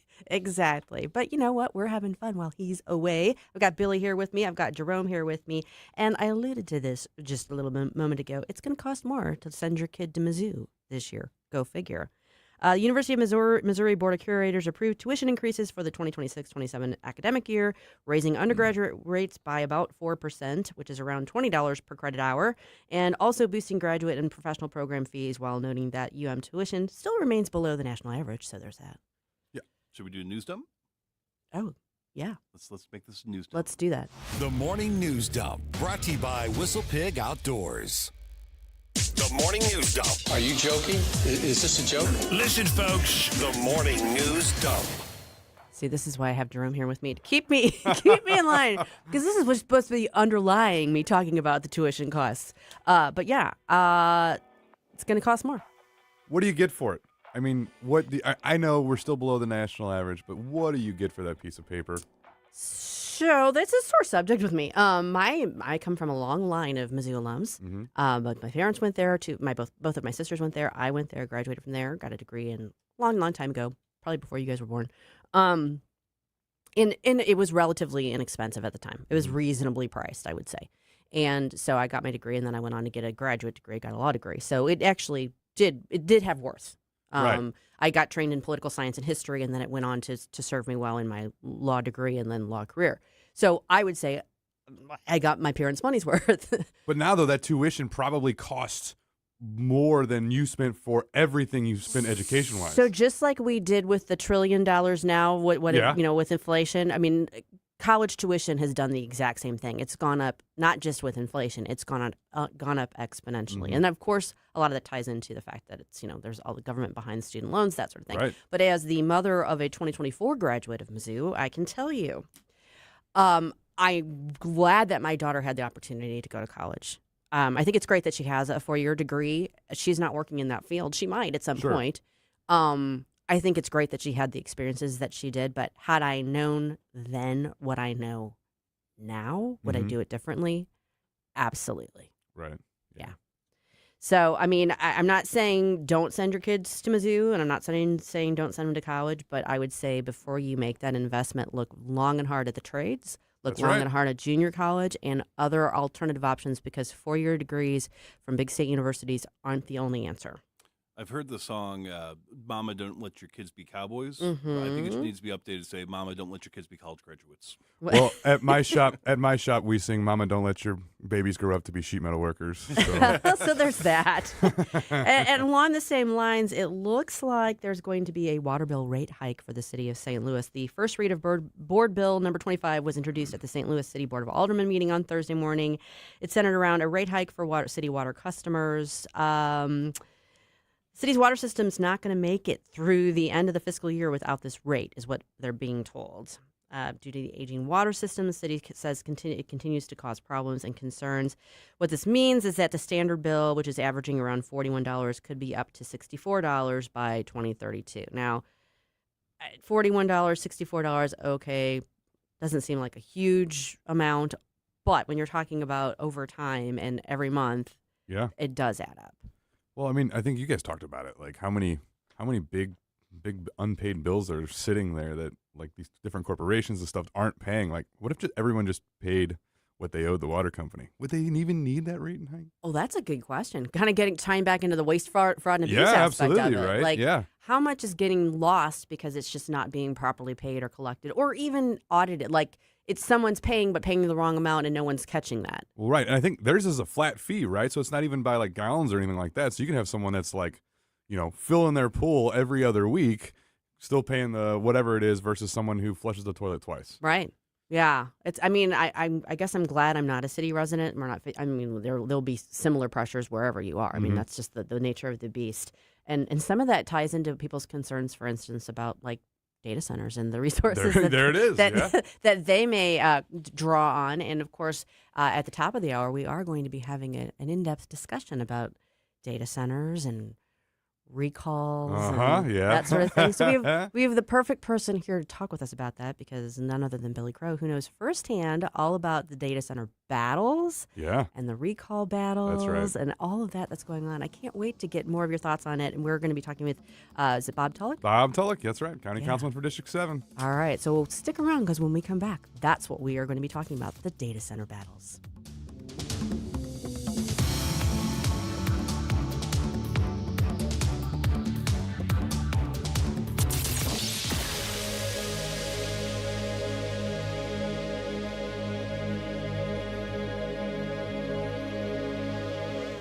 Every 40 seconds, a child disappears.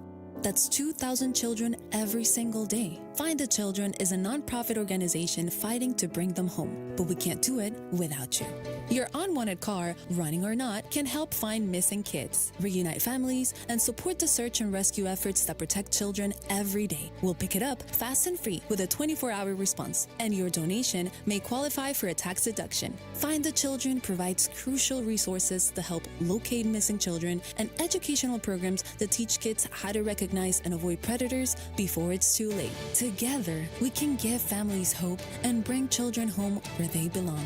Donate your car today and help bring a child home. Find the Children, because every child deserves to come home. 800-757-1340. 800-757-1340. That's 800-757-1340. This advertisement was paid for in partnership with Cars R Us and Find the Children. A Disney cruise is no ordinary vacation. It's an adventure, a fairy tale, a dream.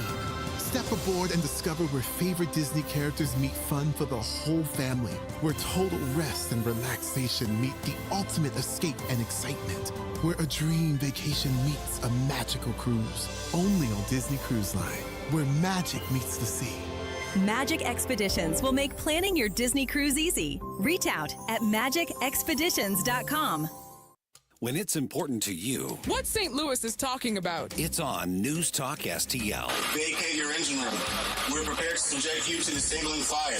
It ought to be a lesson to think they can run a U.S. Navy blockade. News, analysis, opinion. They've gotten away with murder for 47 years. They're not getting away with it anymore. He started this. He's the one who should be paying for it, but it doesn't come out of his pocket. It comes out of our pocket. 101.9 and 94.1. My talk station. News Talk STL. KLGY HD3 Clayton, K270BW Bellefontaine, KNBS Bowling Green. This is News Talk STL at 101.9, 94.1, and always streaming at newstalkstl.com. Breaking news this hour from Town Hall. I'm Rich Thomason. It's recess time for the Senate. Senators have left Washington for their holiday break without voting on roughly $70 billion for immigration enforcement. They leave town amid Republican disagreements over a $1.8 billion fund to compensate those who say they've been the victims of lawfare waged by the Biden Department of Justice. All eyes on Secretary of State Rubio addressing a NATO foreign ministers meeting in Sweden. This is the first gathering of NATO foreign ministers since the start of the war on Iran, with the alliance under continuing strain over its fallout. The Trump administration has at times angrily demanded more help from its allies, many of whom have in turn privately shunned the risk of getting drawn into a war they don't see as part of NATO's mutual defence concept and which they weren't consulted about. Before boarding the plane to Sweden, asked by the BBC about unconfirmed reports the US could shrink its total troop numbers available in the event of an attack on a NATO country, Mr. Rubio said some of those issues would be discussed today. The BBC's Tom Bateman. Secretary Rubio says a peaceful solution of the standoff with Cuba's communist regime is looking less likely, although he says the administration would prefer a diplomatic solution. The U.S. Marines have showcased their formidable capabilities with a live-fire exercise in Japan, showcasing the HIMARS mobile rocket system. The exercise, part of a strategy aimed at deterring potential Chinese aggression against Taiwan. He was a husband, a father, and a NASCAR champ. Kyle Busch has died at just 41 years of age. He passed away in the hospital, suffering what his family calls a severe illness. Watching Wall Street this morning, the Dow futures are up 178 points. NASDAQ futures 60 points higher. The S&P futures better by 16. More on these stories, townhall.com. Looking for a great real estate agent? Someone who can help you sell your home fast and for top dollar? Go to ready.com, REDY.com. Because on Ready, agents will pay you just for the opportunity to sell your home. Yeah, on Ready, agents will pay you for your listing. Thousands of dollars up front just for a chance to sell your home. And it's easy. Just go to ready.com, enter your address, and when you want to sell. In just 48 hours, the best local agents are competing on Ready to be your agent with cash offers up front just to win your business. Hey, your listing is valuable. Don't give it away. Make those agents earn it. Get paid to pick your real estate agent. Go to ready.com or call 800-885-REDY. 800-88. From the Michaels Flooring Outlet Weather Center. I'm meteorologist Shan Scotch with your first alert forecast. We're going to continue to track temperatures into the upper 60s with some scattered showers. That starts to appear during the afternoon hours, lasting through the early evening and early overnight hours. Saturday looking dry. Temperatures back towards the lower 80s until we head towards the late afternoon, early evening hours. Could see some isolated chances of showers and storms. More chances of scattered showers into Sunday. Then Monday, temperatures towards mid to lower 80s, looking drier for much of the region. From the First Alert 4 Weather Center, I'm meteorologist Shan Scott. This hour of News Talk STL is brought to you by Stifel, serving investors for over 130 years. Contact your Stifel financial advisor at stifel.com. That's STIFEL.com. You are not your diagnosis. A medical chart is not your identity. And vision loss does not define you. Your drive shows who you are. And you are not alone. Because we are driven too. To be a beacon of strength. A champion of courage. An advocate for hope. You are not alone. Because we are stronger together. We drive the research for the cures we are finding.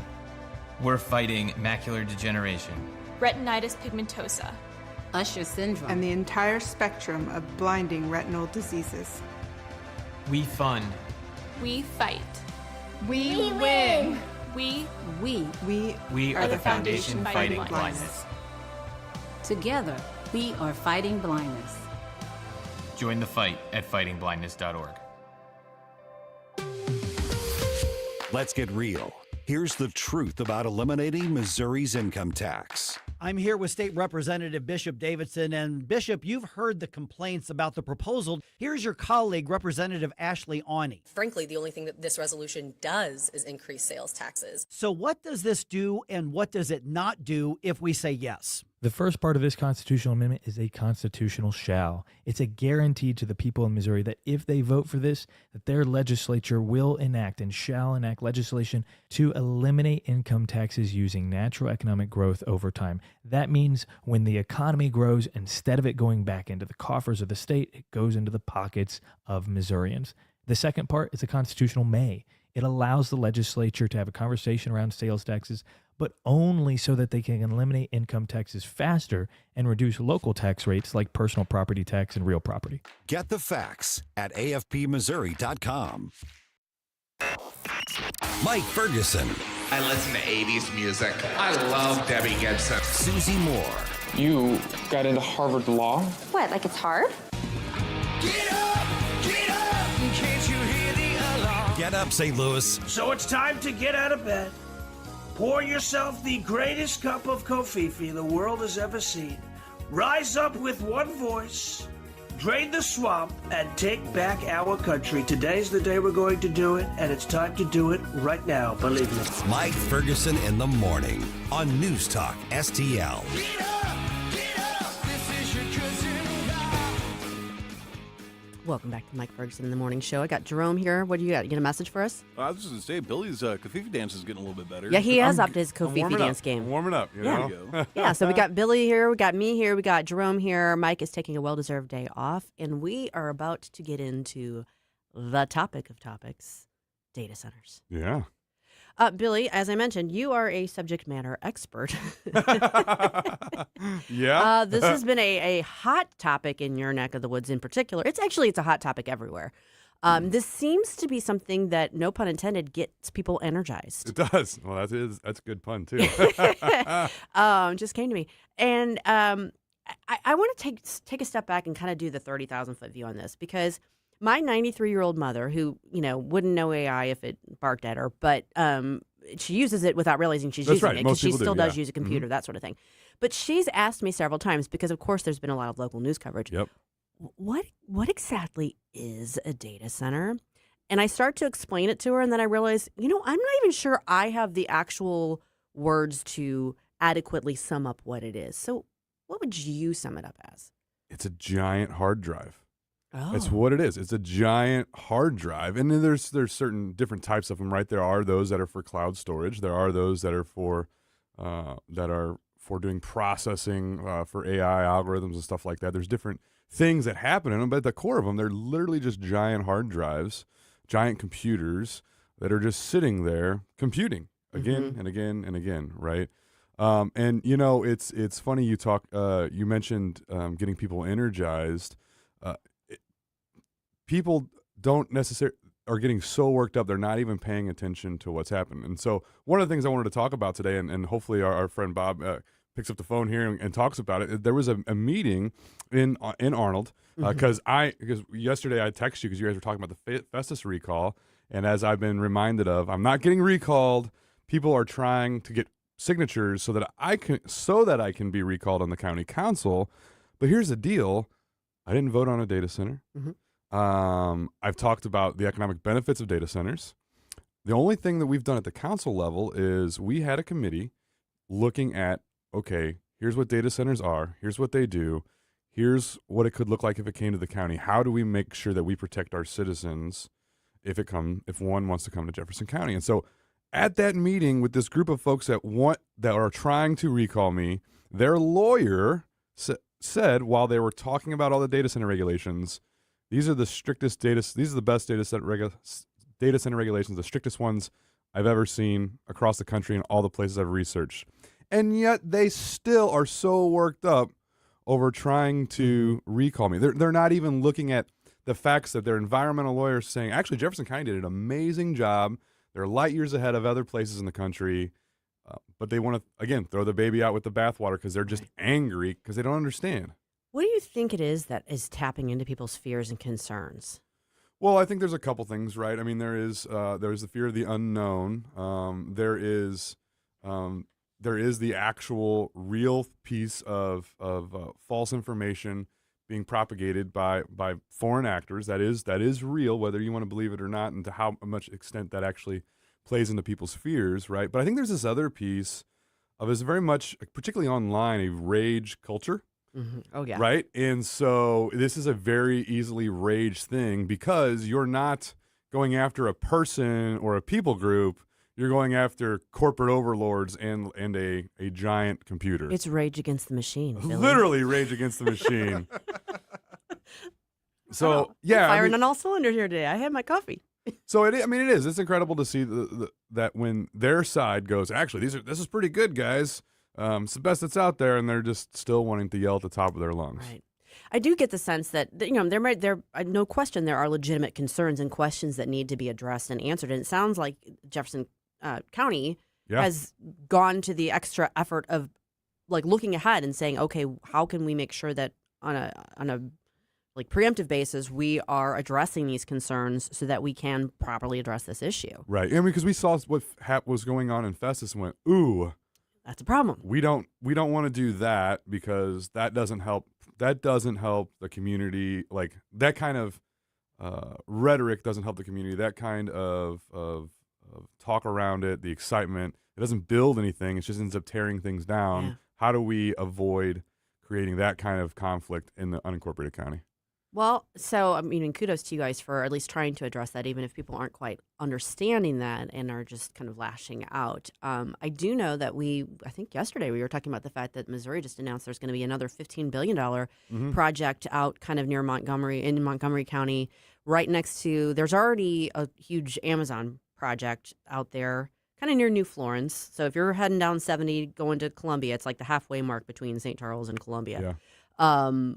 So that's like a $35 billion project, and then this is a $15 billion project from Google right next to it. So you're going to have side by side these two giant hard drives.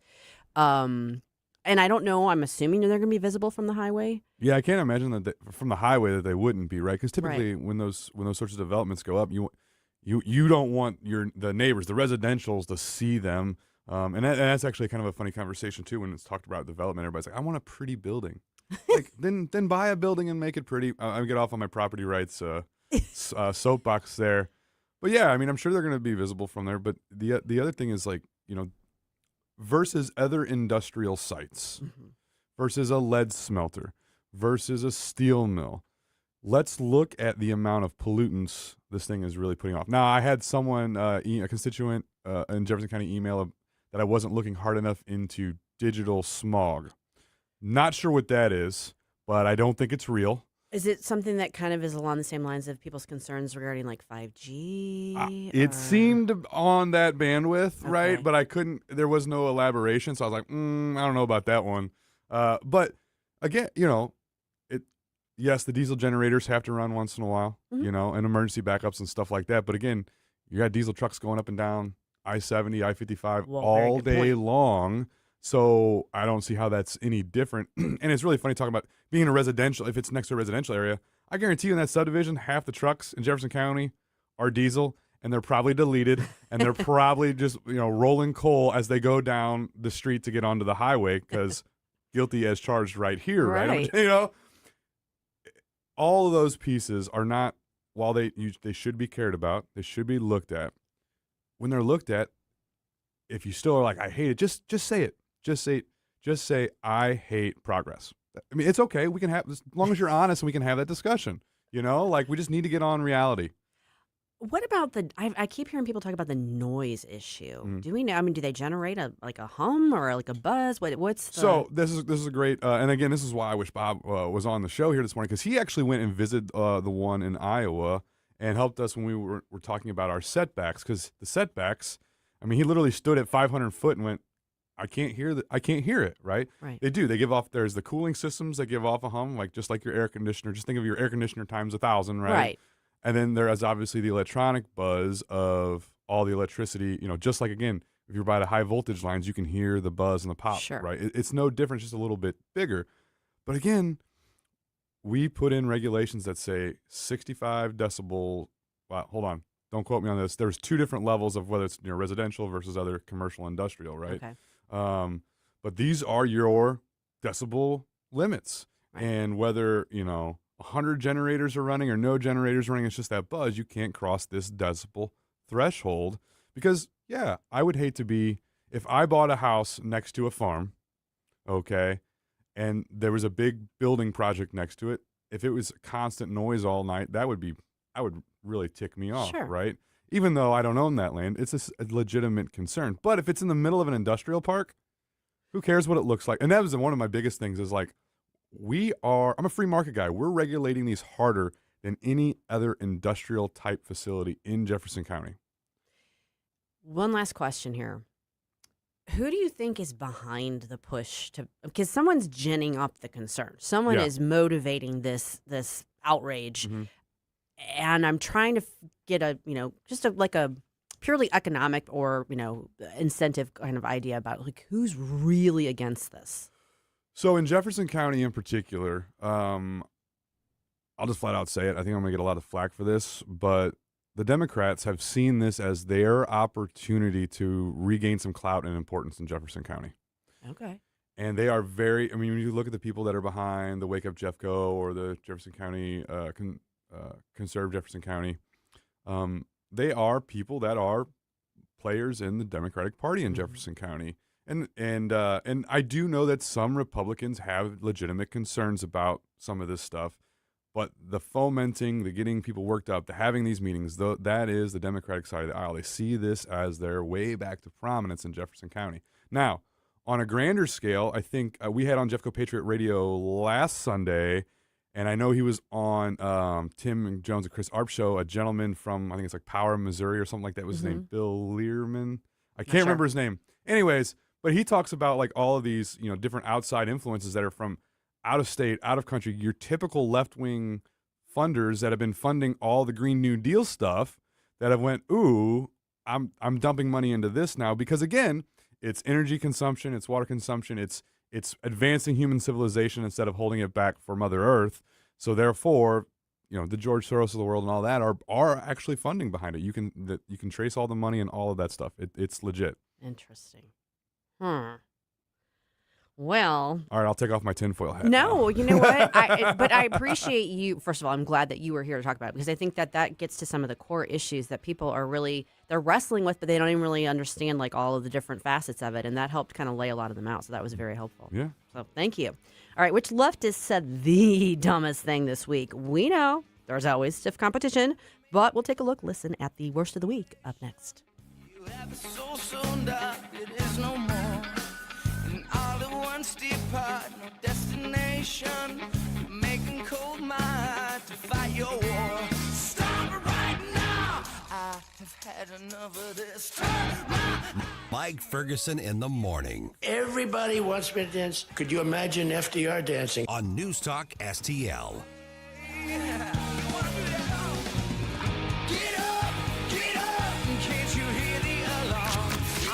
Larry Connors USA.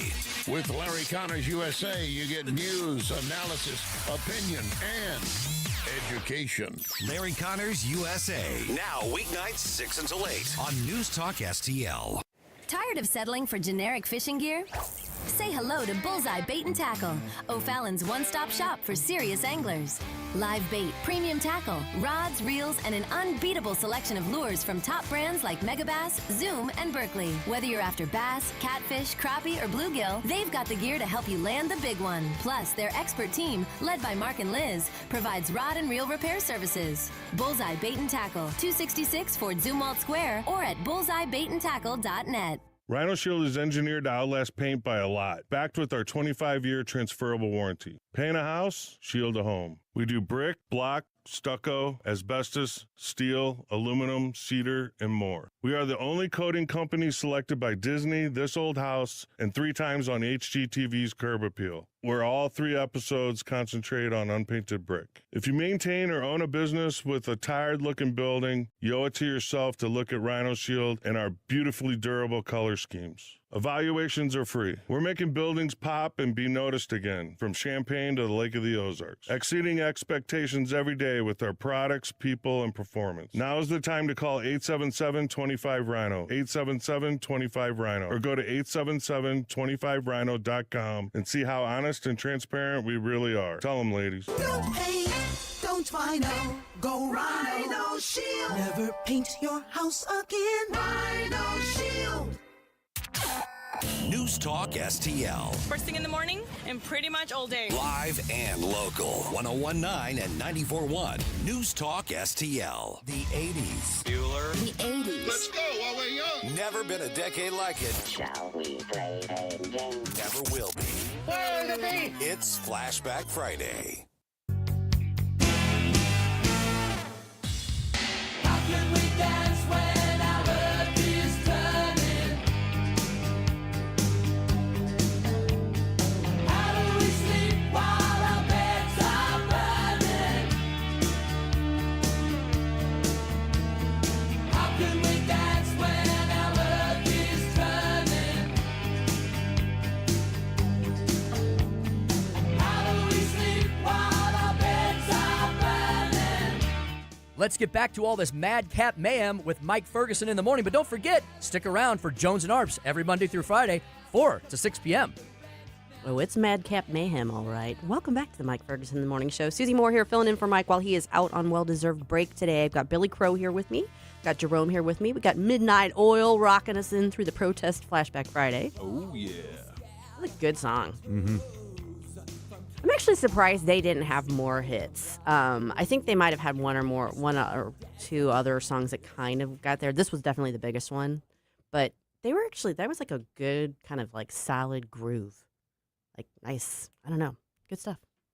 Very good request. This one was actually one of the most requested ones of the week. Really? Yeah. Well, I want to give props to our listeners and the people that send in the requests because you guys have done a great job. I have really been enjoying our flashback music today. Oh yeah. Well, every Friday we have a little something different going on. It's true. The way that our musical taste of our audience is just phenomenal when it comes to making playlists. You know what? It is. We've got the best audience ever. Oh yeah. Something else we like to do on Fridays is kind of from our friends at Media Research Center, see what they have to say. They compile these clips of just ridiculous things that were said during the week, and they sent us one this week. We want to talk about that. Once Trump puts his name on prescriptions, we're all going to die. Don't you wish there was a pill to cure TDS?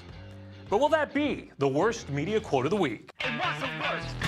Option number 1, MS Now's Katie Tur displays her stunning ignorance of history. What about this passage from Mike Johnson declaring that our rights do not derive from government, they come from you, our creator, and Heavenly Father? Is this him putting God over the Declaration of Independence? Option number 2, the View's Joy Behar claims because of the Trump prescription program, we're all gonna die. This is a mistake, and once Trump puts his name on prescriptions, we're all going to die, okay? And option number 3, Jon Stewart dreams of the day that voters repudiate the Trump administration. The day that the electorate in this great nation we call home repudiates this putrid administration, the day that that happens, my brother, there will be, and I mean this, the day that that happens, there will be a joyful noise from the bowels of this great country. Did he say bowels? He did. He did. A joyful noise from the bowels. We got a lot to work with, don't we? And let's take them in reverse order. I'm going to get what each of you think, like which one of yours is your pick. But yeah, a joyful noise from the bowels of this country. Yeah, yeah. Like, was he intentionally talking about a really gross bodily function kind of thing? Or was he just, did he wander into that?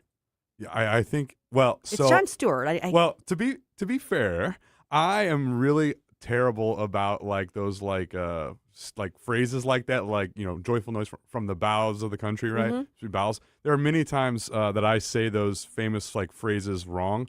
One of my wife's favorites is when I say you never kick a gift horse in the mouth. Well, it's true, you shouldn't. You right, really that's what shouldn't. I said, right? So, you know, maybe he's got a little problem like that, like I do. So I'll give him that one. You can lead a horse to water, but you can't make him fish. That's right. It's also true. Also, yeah, and then you can blow that bridge up when you come to it. Yeah, right? that bridge when we get to it. All of those malapropisms are great. Yeah, you know, obviously, okay, we get it, John. You this is a putrid administration. You can't wait till it's repudiated, which I don't know how. I got to believe he understands the fact that this administration is going to be gone in 2.5 years. Sure. Like, because that's the way the system works. It's not going to be repudiated. It's going to be gone. Well, I think that's the whole way Trump derangement syndrome works, though, right? Like, they think voting against the party is voting against the man, and so vote out all Republicans in this midterms, and therefore we're repudiating him. Yes. But I still can't get over Katie Tur's questioning Mike Johnson. Is he putting God over the Declaration of Independence? Well, if you read the Declaration of Independence, you will notice that they opened with, hey, our rights come from God, not government. Yeah. You know, I mean, so making a joyful noise unto, it makes me think of make a joyful noise unto the Lord. It's like, that's exactly there we what go. I was thinking. And yeah, so Joy Behar is going to Joy Behar, and we're all going to die. Yeah, Joy. You know what, Joy? We all are going to die. That's the way it works. But in any event, Katie Tur for me, takes the cake. I agree. Just like, again, how out of touch are you with history? Now, Joy Behar, I think she made the best argument against socialized medicine. Yeah. But so I mean, I'm just saying. But yeah, like when you're hearing her talk, the first one talking about like the Constitution or the Declaration of Independence, it's like, man, you just didn't read it, did you? You didn't read it. Well, not only did she not read it, and I wonder if, like, sometimes you hear them making, like, these comments and you can kind of tell, like, halfway through they're thinking, oh, wait a second, I might have gotten that backwards. Because she does this weird thing where she's like, do you think he's putting, like, God above the Declaration? And that should have been one of those moments where there's, like, a record scratch and everyone goes, yeah? Like, do you not? Right. The founding fathers themselves put God over the Declaration. And in it. Yeah, literally. Yeah. They want to separate the separate and equal station to which laws of nature and nature's God entitle them. And that's in the first paragraph of the Declaration of Independence when they're talking about why are we about to tell you what we're going to tell you. We hold these truths to be self-evident. I mean, endowed by your creator. You're not created by government. You're not created by a parchment. You're created by God. I mean, that's... So I haven't looked into what Katie Tur's background is. She's a journalist, air quotes. But presumably she went to a 4-year university, got a degree, probably journalism related. I'm not sure how she managed to make it this far in life and has a career on air and doesn't understand, A, the basic language of the Declaration itself, and B, the basic concept of natural rights and God-given rights. Yeah. How do you not get that? No, I mean, yeah, even if you don't agree with it, you understand like the concept and where it comes from. To act so stupefied that someone would basically quote the Declaration.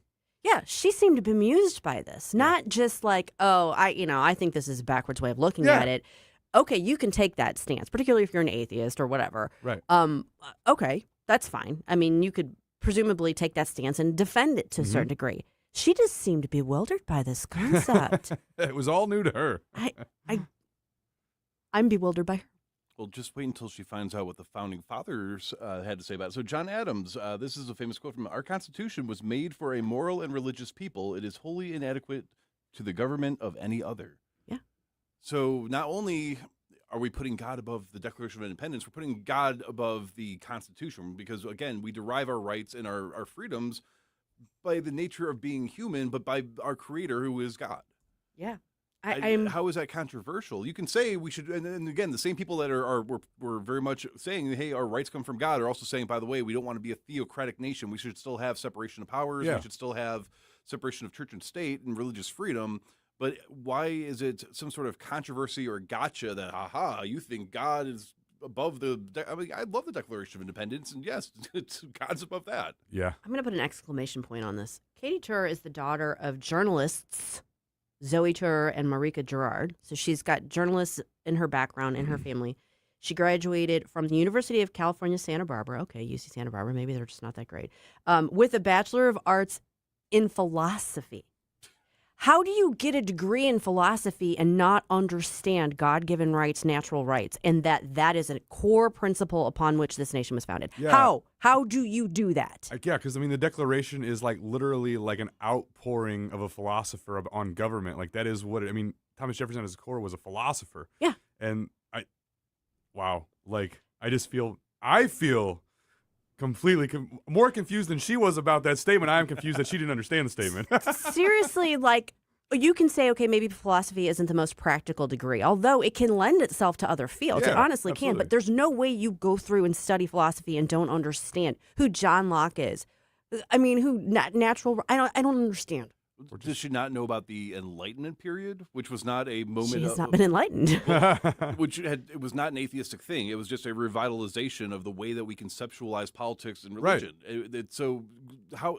I've taken like junior college courses in philosophy, and I know what the Reformation, the Renaissance, all that stuff was about. Yeah, I mean, I just.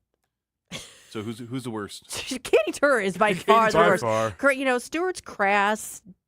Behar's dumb. Katie Tur is like, galaxy brain dumb. I don't understand how you get that. So a unanimous Katie Tur vote? Yes. Yep. All right, folks. We reposted this poll if you want to play along on the NewsTalkSTL official X account. I'll post it up on the Facebook as well, but you can give your vote to who had the worst in media this week.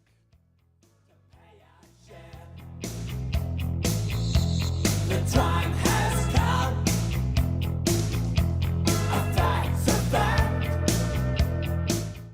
I think you all know that I've always felt the 9 most terrifying words in the English language are, I'm from the government and I'm here to help. How can we dance when our earth is turning? How do we sleep while our beds are burning? From the Michaels Flooring Outlet Weather Center. I'm meteorologist Chance Gotch with your first alert forecast. We're going to continue to track temperatures into the upper 60s with some scattered showers. That starts to appear during the afternoon hours, lasting through the early evening and early overnight hours. Saturday looking dry. Temperatures back towards the lower 80s until we head towards the late afternoon, early evening hours. Could see some isolated chances of showers and storms. More chances of scattered showers into Sunday. Then Monday, temperatures towards mid to lower 80s, looking drier for much of the region. For the First Alert 4 Weather Center, I'm meteorologist Chance Gotch. Democracy is loud, and on Tuesday, June 2nd, you can be right in the middle of it. News Talk STL is bringing the St. Charles County Executive Primary Debate to Lindenwood University in St. Charles at the J. Scheidegger Center for the Arts. No reservations, no tickets, just show up. Can't make it in person? Catch every word live on News Talk STL from 7 to 8:30 p.m. The St. Charles County Executive Primary Debate on June 2nd. Brought to you by the St. Charles County Republican Central Committee, Mid-Rivers News Magazine, Lewis & Clark's Pachyderms Club, and the Hammond Institute for Free Enterprise at Lindenwood University. Larry Connor's Commentary, brought to you by Vincent's Jewelers, offering a wide selection of jewelry, including lab-grown diamonds, affordable earrings, bracelets, necklaces, and rings, up to 75% off their natural counterparts. Visit VincentsJewelers.com. This is Larry Connor's Commentary on News Talk STL. I don't care. I really don't care if I hurt someone's feelings based on what I'm going to say. I expect pushback from some, maybe praise from others, but I'm not making remarks for either. I'm just sick and tired, disgusted, nauseated by the Hollywood or music stars who make a great living in our nation, only to turn around and trash it. There are many examples. The latest, Bruce Springsteen. At a recent concert in Minneapolis, he took time from performing to lecture the crowd on how bad America was, and waving a No King sign. Since he was in a blue city, blue state, I'm sure he expected massive applause. But as one at the concert later said, what an elitist, self-righteous POS. That is a piece of stuff. Another said, I came from music, not a political speech. And that echoed maybe what many thought. Springsteen has had several big hits. Dancing in the Dark, Born to Run, and a 1984 song, Born in the USA. And only in the USA could that collection of music get him $500 million from a nation and people he condemns. Get more Larry Connors on Larry Connors USA. Tonight at 6 on News Talk STL. Spring weather has everyone sneezing, even inside their home or building. Instead of saying Gesundheit, call Wellington Environmental to perform air tests to determine if mold levels are too high.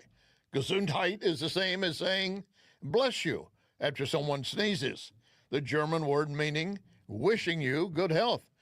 Wellington Environmental can perform air testing that is simple, fast, and can identify issues keeping you from having good health. Wellington does the same for hospitals and nursing homes for indoor concerns. Give them a call. It's simple. 314-644-4930. 644-4930. Tell Cindy, I need air sampling. They've seen it all. They can help you. Next time you hear Gesundheit, think Wellington. Wellington Environmental. Be well with Wellington. Life's legal challenges deserve experienced representation.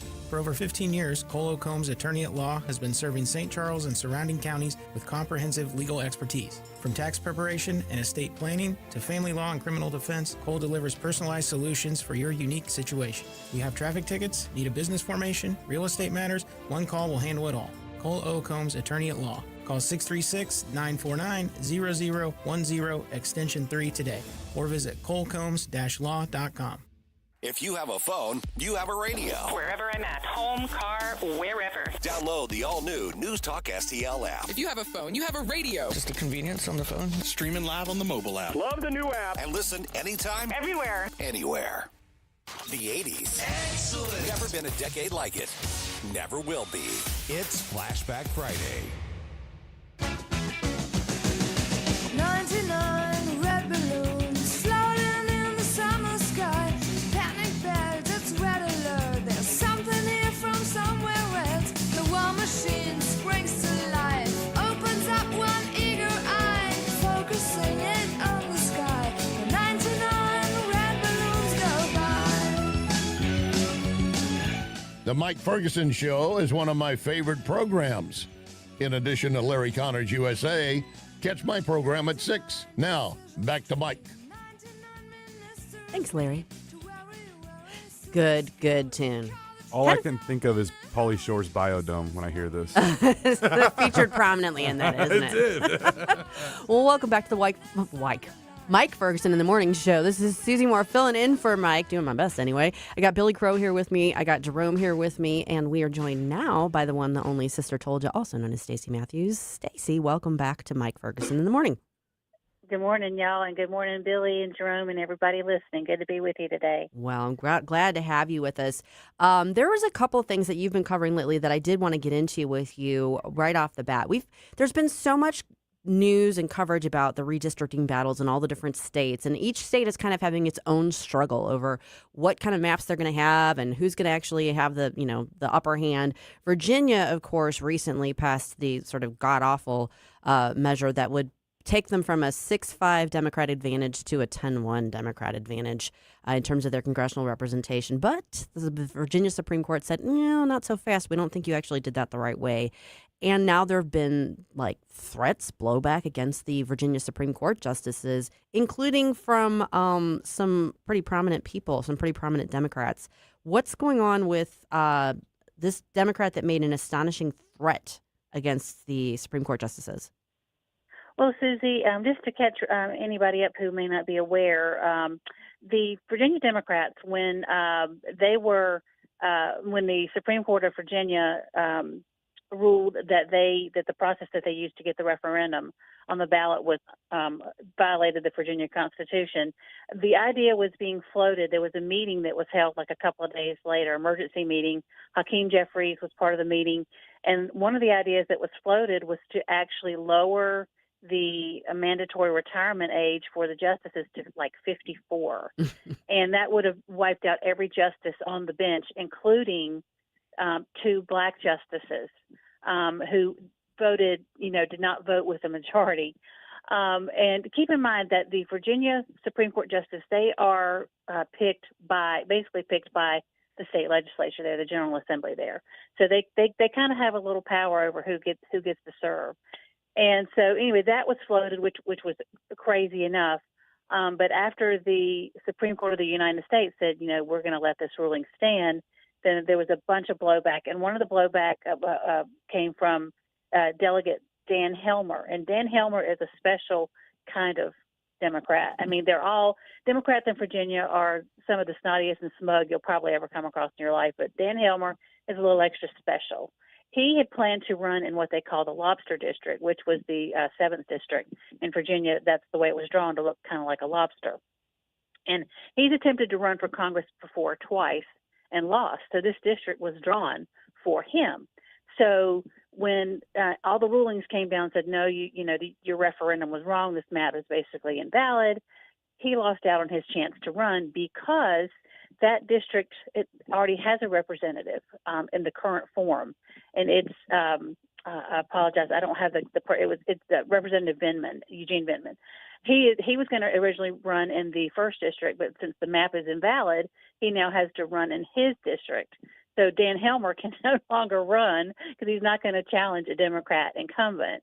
And so now he actually gave an interview a few days ago where he said that the General Assembly will have to reform Virginia's top court and judicial appointment process, including term limits, enforceable ethics code, and possibly adding justices. And he said, we will make sure that Justice Kelsey does not serve anymore come this January. I mean, this is judicial intimidation on a big time level here, this attempt. Now, I don't know how much support that he has for this, but seeing what Virginia Democrats have already done in the last 2 months, Susie, I wouldn't put it past them to do this. The person who wrote Justice Kelsey is the person who wrote the opinion that basically invalidated the map and the process around it. So this is kind of a judicial intimidation on a pretty extreme level.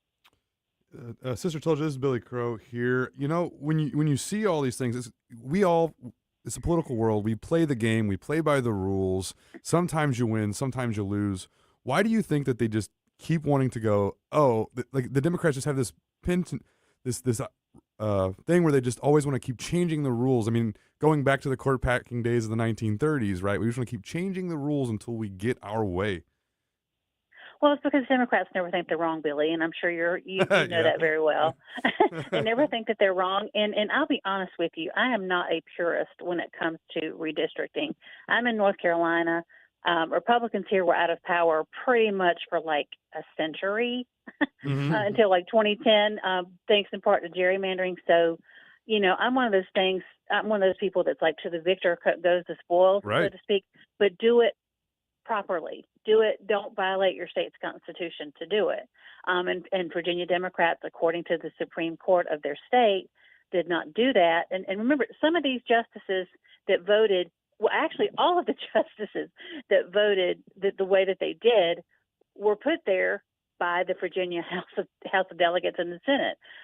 You know, so it's just, but again, it's just extreme. You know, you had them considering lowering the mandatory retirement age to 54, which would have wiped out everybody, and they would have had to put all new justices on the maps, presumably justices that would have been, you know, receptive to their plan. It's just extreme, and I think they've overshot themselves basically on this, Billy, because, you know, voters there back in November, they voted for Democrats to be in charge, and now, you know, they're seeing what Democrats are willing to do to keep and maintain and expand that power. And hopefully, you know, maybe it'll change a few minds come the fall. Who knows? Yeah, there doesn't really seem to be a limit to it. Speaking of Democrats and kind of wonkiness, craziness, you've had your sights on one of our senators, Ruben Gallego. He represents Arizona in the U.S. Senate. And he, well, first of all, he got a little heat not too long ago because he was best buddies with Eric Swalwell, who, of course, has been kind of ridden out of town on a rail. But he's now come to the defense of Graham Plattner, who is the Democratic candidate running for Senate in Maine, who has, well, let's see, just for starters, a Nazi tattoo, a horrible social media history, and Gallego's like kind of trying to just hand wave it away. Exactly, Susie. And in particular, what he's trying to wave away in this instance is some more Reddit posts that have been unearthed. Graham Plattner has an extensive internet history, and as we all know, if you have an internet history, if you've said even one little offensive thing, it will come back to haunt you if you run for public office. And it's happened with Graham Plattner because he's said a lot on Reddit platform. And one of the things that was unearthed recently, Susie, and I'll try to keep it brief and censored for certain people who shouldn't hear this, but he said some pretty gross things about things that he likes to do in the bathroom. Ooh. And anyway, so this was the latest scandal, and Ruben Gallego, again, who was besties with Eric Swalwell, who does not have the best reputation anymore, never really did, but especially now. He's Swalwell's bestie, and now Gallego, he logged on and he saw the Fox News story about this, and he said, "Did Fox News talk to any deployed Marine before posting?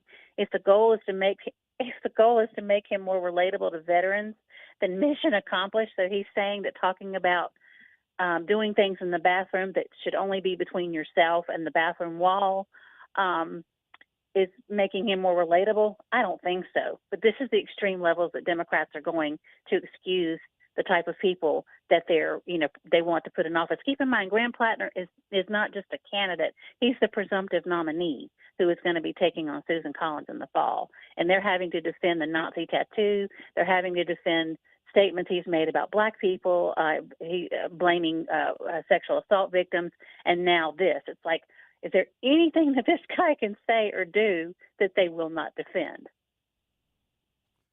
You know, it's really interesting. I think it goes back to, we talk about it so many times on this show, like the Trump derangement syndrome. Like, if the shoe was on the other foot, right, it would be like, oh my gosh, he's the worst. But yet somehow he's our guy, so we got to support him. It's like, what do you think it is that makes these guys just want to double down on these indefensible friends of theirs? Well, Billy, again, it just goes back to Democrats are never wrong. They think their platform is correct, and they think that the ends justifies the means. They will put in whatever they put in a piece of roadkill if the roadkill would vote against Trump. Yeah, okay, right. You know, and that's not to say that there's not some good Democrats out there. There are some out there. It's just that they're not making themselves well known at this moment. That's very charitable, Stacey. Very charitable way of looking at it, but I would tend to agree. Having come from a long line of Democrats, I would agree with that. Well, Stacey, appreciate you joining us today on the Mike Ferguson in the Morning Show. Before we let you go, let the listeners know where are the best places for them to check out your work and follow along with you on social media. You can check out my work and Susie's too at RedState.com. Awesome, Stacey. Thanks so much. Thanks, guys. All right, well, Congress failed to get the job done before skedaddling out of town for the Memorial Day holiday. We'll give you the details on that up next.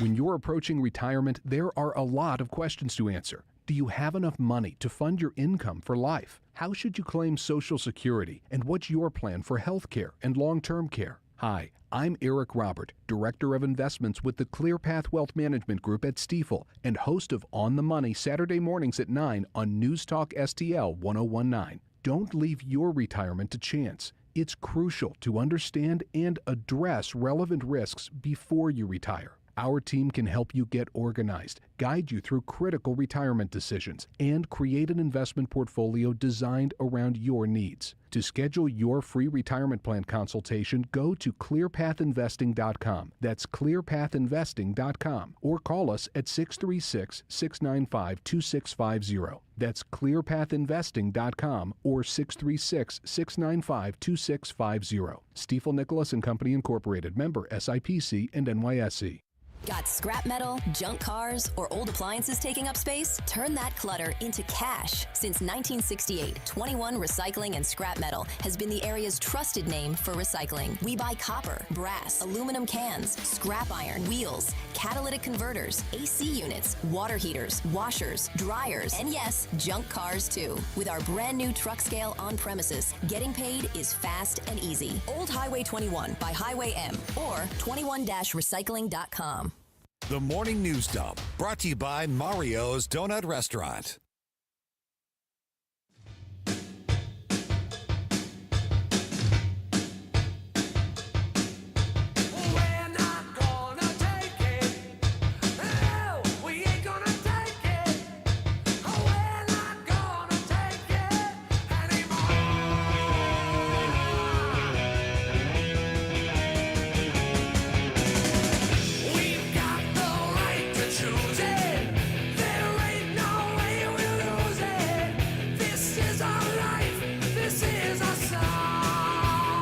Love the music you hear on the morning show? Check out Mike's Morning Music Playlist at NewsTalkSTL.com. How can you not love the music we play on the morning show? Naturally, this is the #1 requested song Of for course. this week's theme of protest songs. And I mean, not only is it a great song, but this just makes you want to get up and go do something, doesn't it? It does. We're not going to take it. We're not going to take your data centers, Billy. That's right. We're not going to take it. We're not going to take it. Twisted Sister, right? Oh, of course. Okay. Well, you know, there's a lot going on, of course, in the news. Tragic news yesterday about Kyle Busch passing away, kind of unexpectedly, only 41 years old, NASCAR driver. And then, of course, there's this horrific story out of California with a Trump supporter, the guy at the Trump house, being beaten. And Congress didn't get the job done. So we're going to go through a news dump and kind of talk about those stories. The Morning News Dump. Are you joking? Is this a joke? Listen, folks. The Morning News Dump. All right. I will confess, I am not a big NASCAR person. I'm not opposed to it. I just don't follow it very closely. But I certainly was familiar with the name Kyle Busch. And when I saw, first there was a headline that he was having serious health issues and his family was asking for privacy. And I was like, oh, that sounds serious. And then came the headline that he had passed away yesterday at the age of 41. And I still haven't looked and see what if they said. It sounded like he had a severe respiratory illness or...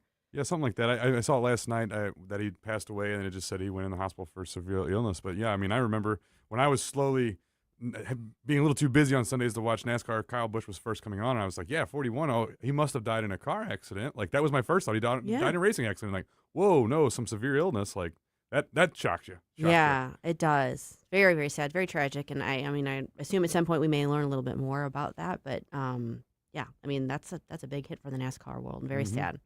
Not to be the bearer of bad news, but there is some bad news going on out there. So I don't know if you guys saw this story. There is a Trump supporter who kind of has what's referred to as the Trump house. He's like, he had a house that I think it's in like the San Diego area that's like decked out in like pro-Trump, signs. So a neighbor basically beat him to within an inch of his life. I mean, he's hanging on, but I don't know that they think he's going to actually survive. The 69-year-old man. Yeah, 69-year-old man. So the wife of the elderly San Diego man who was brutally beaten outside his MAGA-inspired Trump house said there's no hope for her husband after the vicious attack left him fighting for his life. Carrie Sharon, 69, was in critical condition following the violent assault outside his Escondido property on Wednesday afternoon. His wife, Maria, revealed through tears that her husband isn't expected to survive. The alleged assailant, 32-year-old Escondido resident Thomas Caleb Butler, was arrested on attempted murder charges and faces life in prison if convicted. So we don't yet know like what, precipitated this. Right. Did he just go over there and beat him up, or was there some sort of, words exchange? We don't know all the background there. But the bottom line is this man's fighting for his life, and it does not sound like he's going to survive. No, it's distressing, right? I mean, there's an assumption there because of who the guy is that maybe it has to do with something political, right? Mm-hmm. And if that is true, like just the continued escalation of we're seeing it over and over of violence in little ways and big ways. It's all a frightening trend, It is, and I it should be just sort of one of those things that everybody can get on the same page with. Violence isn't the answer. Political violence isn't the answer. Violence isn't how we solve our political disputes. And yet, for instance, the Charlie Kirk assassination really highlighted the fact that there is a not small percentage of people who are like, well, yeah, I mean, it's wrong. I mean, he should have been assassinated. But, and there's that but. Right. And it's like, no, you just end the sentence after assassinated. Like, yeah. There is no but there. You can disagree with someone in like as vehemently as possible, but beating them up, shooting them isn't the answer. Right. I mean, I've got a couple of folks that that are legislators that are in Jefferson County. One of them in particular, like this person, like something, their spouse did something very terrible to them. And I'm like, listen, like that is bad. No human deserves that. But I still think you are like terrible at your job, right? Like you can separate those without crossing these lines of taking away people's humanity in it. Yep. Well, apparently there's a lot of people who have trouble not crossing that line, and we're just seeing it. We do see it continue to escalate. So, I don't know what the answer is except God. That's right. Yeah. Speaking of which, okay. So I did allude to this earlier. Unfortunately, the Senate didn't get its job done. They were supposed to get reconciliation bill put together and to the president before June 1st, and this is going to, of course, fund DHS because it's still not fully funded. And deal with a few other outlying issues, but no, they're not able to get it done. And I guess they're off next week because it's the Memorial Day holiday. And I haven't looked at this real closely, but I do have to wonder if some of the issues they're having aren't because of essentially sour grapes, like Tom Tillis, who's leaving the Senate. Mm-hmm. Bill Cassidy lost his primary a week or two ago. John Cornyn is, just lost the president's endorsement to Ken Paxton in Texas. Mm-hmm. That election's coming up next Tuesday. So I'm wondering if some of the opposition and resistance in the Senate now isn't coming from people who are kind of like, kind of don't really have an incentive to play ball anymore. Yeah, I mean, we have a long, proud tradition of the executive and legislative branches not getting along, even if it's the same party in power, and so to be able to flex that muscle is nice. But at the same time, there's some pretty important things in there that need to get funded. Yeah. And if you're playing, again, we talk about the Democrats, playing the shutdown game. And now are we going to play the not funding these things game just because we're upset we didn't get an endorsement? Maybe. Maybe. Well, and here's the thing. I mean, this is the reconciliation bill. So this is the one that they were going to be able to do without the Democrats, That's without right. having to worry about getting past the filibuster. Mhm. And yet now it seems problematic. But I don't want to end this segment on a sour note. I want to end it on a high note. So this is why I am going to mention this amazing story. Actually, Becky Noble wrote this one up. We might be cool, but no one is Johnny Joey Jones reenlisting in the Marine Corps cool. Did you see this story? No. Okay, you know who Johnny Joey Jones is, right? He's a Fox commentator. He was a Marine, and he was severely injured in a IED attack in like 2011. He lost both his legs, use of one of his arms, and both of his wrists. Really, I mean, he severely injured. He has reenlisted. Now, obviously, what he's going to be doing, like what role he's going to be doing, probably isn't going to be combat oriented. Right. But I think he's 41 years old, and Secretary of War Pete Hegseth swore him in, and he has reenlisted. So That's pretty cool. That's pretty amazing. Thank you so much for joining us today, Billy. And anytime. Thank you for the breakfast sandwich. Don't as well. forget, Larry Behrens is going to be filling in for Tim and Chris this afternoon.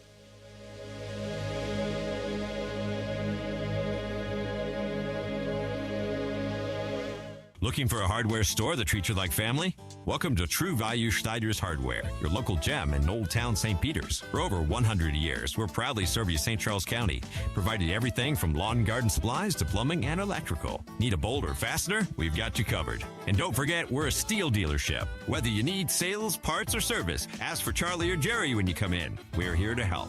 Call 636-278-4461 or visit us online at truevalue.com/Schneider.